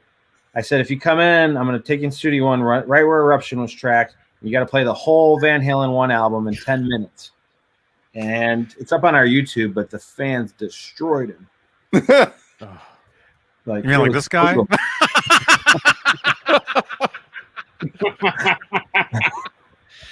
Caleb, you saw it? Yes. Oh my God. Sorry. On a scale of 1 to 10, how accurate was it? Can I put a negative in front of the number? Oh my God. I'm sorry, Drew. I know that cat. Not a good dude. So, I mean, I don't want to go further, but I don't know him. So Derek Van Halen, the lead player of Van Halen's not a good dude? no. Why? What's up with him? Uh-oh. Yeah, Oh, we're here not we live go. or anything, Caleb. Oh, nothing. We end in like 1 minute, Caleb. Hang on. Santa Yeah. Cruz 3600. It was bad. Yeah. Well, look, I'm glad you put it up there, and I'm, just because I think it was exposure, but not the kind of exposure he was looking for. So He wrote a 4-page article, Facebook post, Twitter, whatever, about why he didn't do a good job. yeah. Well, And it didn't look good for the studio to put that up either. I didn't know what the mix was. I couldn't hear what he was playing. yeah, So I even regardless of who it was, I thought to do a thing where you're giving away an amp that wasn't EVH related was a little cheesy and kind of strange. we didn't give away an amp. We were demoing an amp. Okay, demoing an amp. Sorry, I just Those Lang amps are badass. And Daniel Lang gave me one, and I said, "Give me one, and I'll do a demo." And he goes, "Can I bring a friend to demo it?" And I said, "Sure." And then this guy showed up with a wig on, and I was like, "Okay." I was like, "You're a Van Halen tribute?" And he goes, "Yeah." And I said, "Well, I want you to play the whole Van Halen album in 10 minutes." And I gave him like 5 times to warm up, and I couldn't hear what he was playing because it was running through the headphones, obviously. And then we just uploaded it, and then we got destroyed. And Dweezil called me and goes, "What the fuck is this?" He goes, "This is bad." wow. You got a call from Dweezil. Oh, immediately. He was like, "This." Got called out by Dweezil. Oh, dude, you hear that, Derek? Oh, Caleb is basking in it right now. Wow, bro. Just Like a tell me big real quick shit. why the lead Picked the singer wrong of guy. Van Halen sucks. What did he do to you? Oh, nothing You're Nerd personal. Halen. What's your name? Your band's name? Nerd Halen. Yeah. Nerd Halen. Nerd Stand up, Halen. Caleb. It's Look, kind of like the movie Rockstar, where they you guys are competing in the parking lot. he's very competitive. I'm new to this. He's been doing this for a while. But our drummer has played with him in that band several times and knows him. And our drummer also plays in a few other bands, and they had a gig booked in Orange County. And this is what really bugged me. In fact, it's on the air from last summer, I believe. They had a gig booked. They had a gig booked, and the promoter guy sent my drummer some screenshots of some text from Derek, and they were. You guys should really bump those guys and get us on that bill. They'd already booked the show. Like, I understand bands competing for slots that are open, but when you already have a booking, it's for someone else to come in who's another Van Halen tribute band and try to take it from you is as dirty and low as it gets. And just hearing that story, man, just fumed me, because I already knew the guy was a little strange to me. And Yeah. you know, I'm not gonna pull any punches. I don't think he tributes Edward like he should be. And what really bothered me about that video was the fucking fake cigarette thing. I thought it was very insensitive. So, like to put an unlit cigarette in your mouth and like you're smoking it, and the guy just died from lung cancer. That was my thing. So I just thought the whole thing was very. God, that looks stupid as fuck too. I'm trying to find it. I mean, it was anyway, though. People. That's all I'm going to say. Him. No, wasn't there something else too? No. Oh, shut up. Tell us how you really feel, Kim. I think I isolate now, and he doesn't like me because I did. We got a Van Halen news desk interview piece, and in the interview I said that I didn't. When I started a tribute band, I didn't want to do the old guys with wigs and tights. And he literally messaged me like, "Hey man, that's not cool." And I'm like, "Oh, you're an old guy with wigs and tights? Okay." So, whatever. We'll run into each other someday. Wow, you heard it here first, folks. And this maybe we do a battle of the bands and Sunset, Nerd Halen versus Fan Halen, and really duke it out that way. Any day. Let's go. Any day. We'll put like a $10,000, or we can give out like a free studio day or something. Yeah. How about we just start with the intro to "I'm the One," and then we can move on from there. or the riff from Jamie's Crying, or the riff from Ain't Talking About Love. Johnny, put up that video. Let's go. Let's show the people. Can we watch it? No, no. I don't. We shouldn't even give that any credence. But by the way, Drew, what's the like to dislike ratio now on that? I'm just kidding. I'm finding it right now. I mean, I think it's record breaking. Actually. Wow. Do we have one more question? Oh yeah, right. One more, and then we can do an after thing because I can throw one out of this if you wanted. Do you have a good one ready to go? Okay, Yeah. But make sure anybody that has that is disqualified. That's a good point. Make sure John Bale's microphone is real quick, because I know it's after midnight, and Okay, so what year? I don't know if you want the month and date, but what year and month was Van Halen certified platinum 5 times over? Van Halen II is certified triple platinum. Women and Children First is certified double platinum. They're all in the same year. What? Oh, same month you said, right? I got the same year and month. So Van Halen 1 is certified platinum 5 times over. Van Halen 2, 3 times triple platinum. Women and Children First, certified double platinum. What year and month? Got some answers coming in. Read them off to me while I'm looking for that can. 1980. Nope. Well, if you want the month, March 80. No. Everybody's saying 80 March. 85. October 20. March 80 is impossible. Yeah, Women and Children 4. Listen to the albums. Van Halen 1, 2. Women and Children First would have had to have been out to become double platinum. March 82. Nope. July 85. Nope. April 88. Later than 85 or oh, dude. No, come on. No. All right. See, John Bale's already trying to. No, I don't know. I don't know. June 88. Nope.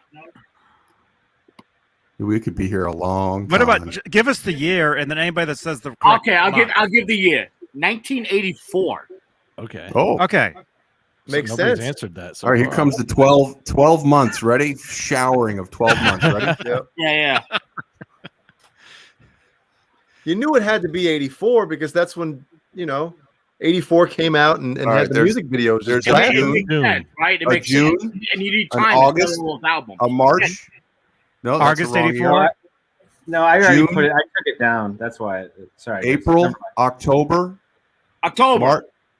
There it is. Chuck Watson.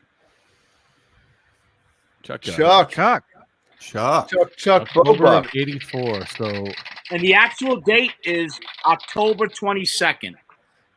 22. wow. Right there. What single came out right before that?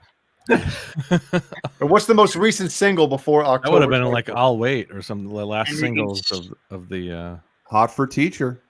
Oh, all right. The year. There you go.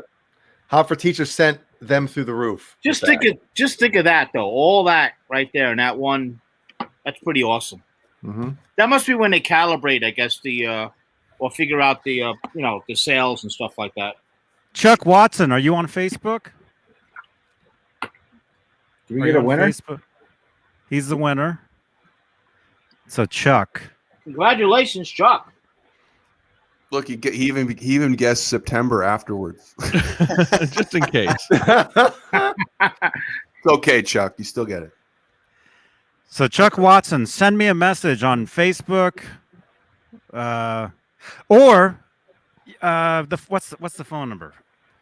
415. Not. Let me see if I can show I it. get a bunch of phone calls. Wow. Bunch of texts. Yeah, that's fine. Wow. Great show. Oh yeah. This guy somebody wrote somebody Here we else is going to text you and say, "Hey, Van Phelan. Chuck, text that phone number. Get in touch somebody with else. Johnny. Somebody else is going to text you and say that they're Chuck." Yeah, probably. No cheating in the chat. Johnny, I sent you the code Okay. to your inbox. Guys, this was a lot of fun. I got it. Appreciate it. Drew, nice meeting you, man. Drew. Absolutely, Drew, man. great Just meeting you, brother. A lot of fun. I'm gonna get Drew- this setup sheet and we'll analyze that next time. do this again. Drew, I'll Definitely. message you, Drew. Yeah, come down and we'll get Neil and talk and take some pictures. Nerd Halo. Nerd Halen. I'm Dude. anti-fan Phelan now. Ah! Oh, man. You heard it.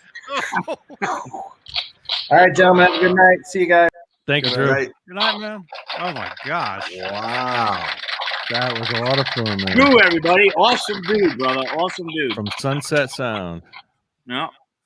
Wow. Good get. Good get. Pretty He came cool. to us. Oh, terrific. Yeah, Yeah. even better.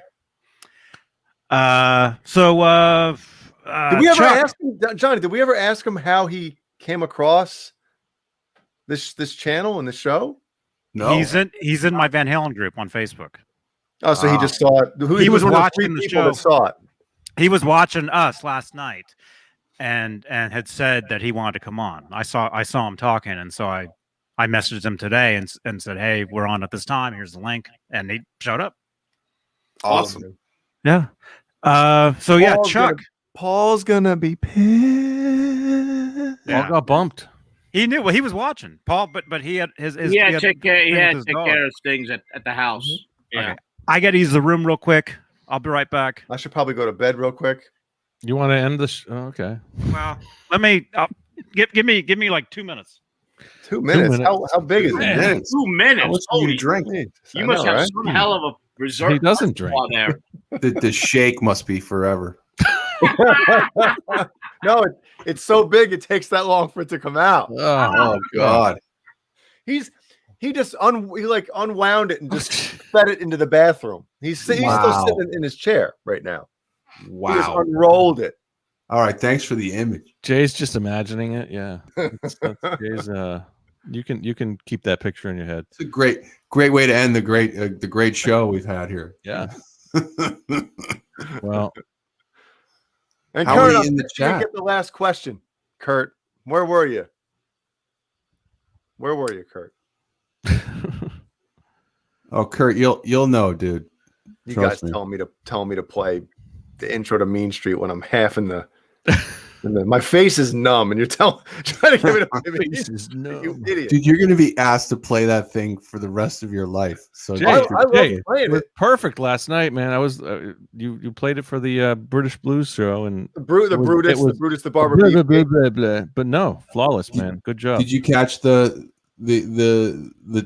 3 harmonics? The 10th fret Yeah, he harmonic did. is the hardest The one. in harmonics, whole he got thing. them all. The 10th fret harmonic, right? That's the one that That's what I was listening for. yeah. I actually got it a bit, but when I played it again the second time, I couldn't get it. It's like it's the perfect spot. First take always. Yeah. You guys, Ned just ran in with this dead gopher. Camera on. Oh no! Actually, he brought it in earlier, and I had to throw it out earlier. He just brought it in again. Camera on, please. Well, let him Camera's see. on, Let him camera's have on. it, dude. Yeah, this is for you, Johnny. It's a big present. Come on, where else do I you got get? you, Daddy. Where else do you get Sunset Sound history and Ned and a dead gopher? Come on, like and subscribe, folks. Yeah. I gotta run it out of here. That's the problem. Well, let's watch. His headphones are Look still. at the headphones. He's gonna knock the can over. Still kicking or what? You know, not shit. that can Oh, over, shit. Johnny. He's got that new computer. He's gonna fuck up. He's gonna Gophers is big too, man. destroy the whole thing. Oh, he took a picture. It's about to Gotta be spill the water half the all size over of the the net place. at least. I'll send this. I can't show this on here. It's horrible, but I'll send it to Oh you. guys. no! Don't send it to Graphic. me.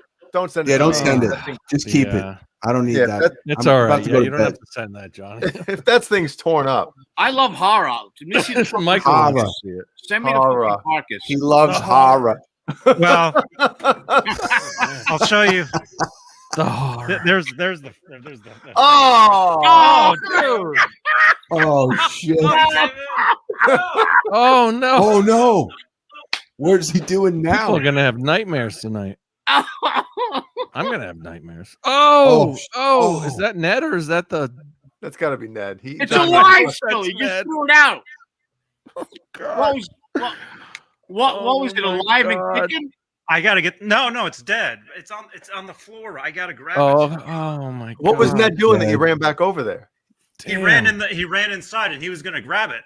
Oh, Oh. please. Oh Thanks, my Johnny. God! Can we? That thing is on the floor right what a there. I great- gotta get it out of here. So Yeah. This is fucking Send it, content, Johnny. folks. You can't get this content anywhere. Folks. Just think about literally like 3 minutes ago the difference in the vibe. Right? This is what horror. you're tuned in for. I gotta get it out of here, though. Can you guys keep going for like 2 minutes? 85 watching. Yeah, it's today. good. Yeah, we got it. 85 Yeah, we're watching. gonna- I want to We're see all what gonna you're throw doing. up. We're all gonna throw up in This unison. is thumbs up. You better hit the thumbs up for this. Yeah, come This on. is what you tune in for. Never mind the last 3 hours. This is the good stuff. Right. I mean, Johnny's sending his cat out to fucking murder things for you. Browns fan. That's going to stink. Everybody in the chat room, what do you think you should do with it? Throw it out, give it back to the cat, The Adventures of Ned Halen. Or cook it? or cook it? Yeah, there you go. That's good eats, man. Oh. Look, and it's so funny because it's literally look what the cat dragged in. Yeah. Lenny Lou, Johnny's in trauma mode. Look what the cat dragged in. Throw it out, hang it from a tree. Shit. Oh, That's While you why I tune love in, the folks. show. Thank you, Tim. right. Definitely post that in the 74 2020 group, Please. and then God. watch everyone name it Sammy or Dave. I think oh my gosh, right? Campbell wants to burn it, I think. Oh, What was it in Caddyshack? The Gophers, the golfers? Oh yeah, running around the go. No, the Gophers. Kill the Gophers. Gophers, not the golfers. I don't remember the Gophers. quote. Anyway, Ah, that was a lot of fun. throw it away. Well, there's a gopher lost its life in Santa Cruz, California tonight. Rest in peace. Pieces. I'm all right. Don't nobody worry about me. We don't know how to end this. We don't know how to. After all that, how do you finish on a higher note? I than don't need that? any post show for the after. No. after that. Not in I'm ready for bed, man. No, it Jay ain't and I. on. Jay and I. No, it ain't on. keep thinking about, man. Oh man. No, it ain't on. It ain't on. I took a whiz before. and Hey, I was, we talked to laughing, Rodney thinking about Bingenheimer it. tonight. And I'm actually saying it as I'm peeing 99. Friggin' laughing, trying not to spray the damn toilet. 99. No, it ain't on. It ain't on. And then somebody spelled it in the chat earlier. Did you see that? No. If whoever that person was, if it was you who typed it out, 98989, please do it again. There it is. Do it again. There it is. Majestic PB&J cat. That's perfect. 989. No, you got to put a D in there. 9.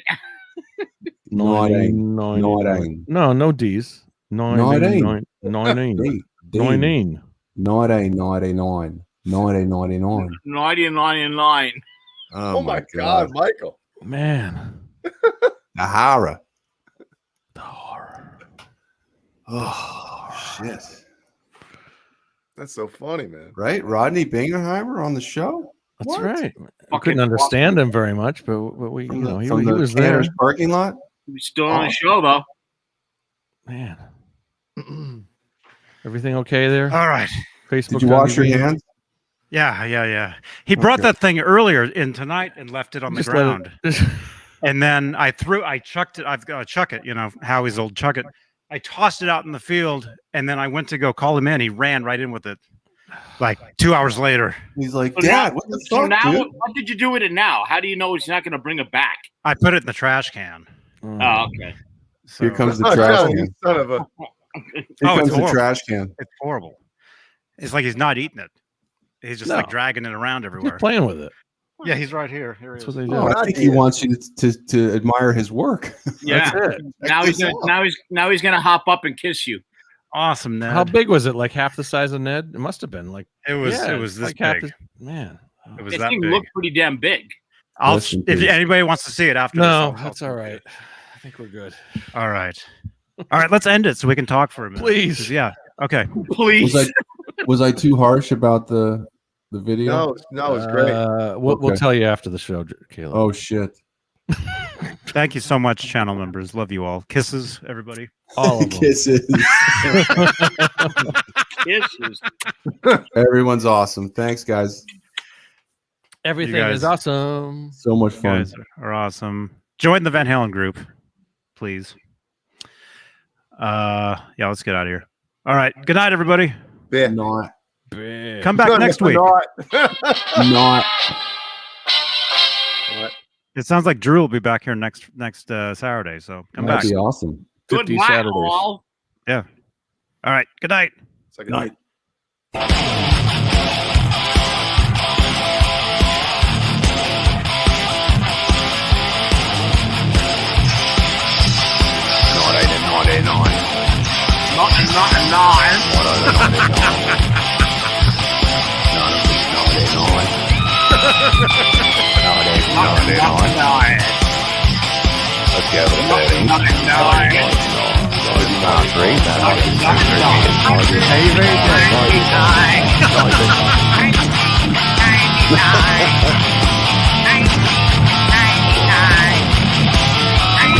Oh, we gotta raid the British Electric Blues show.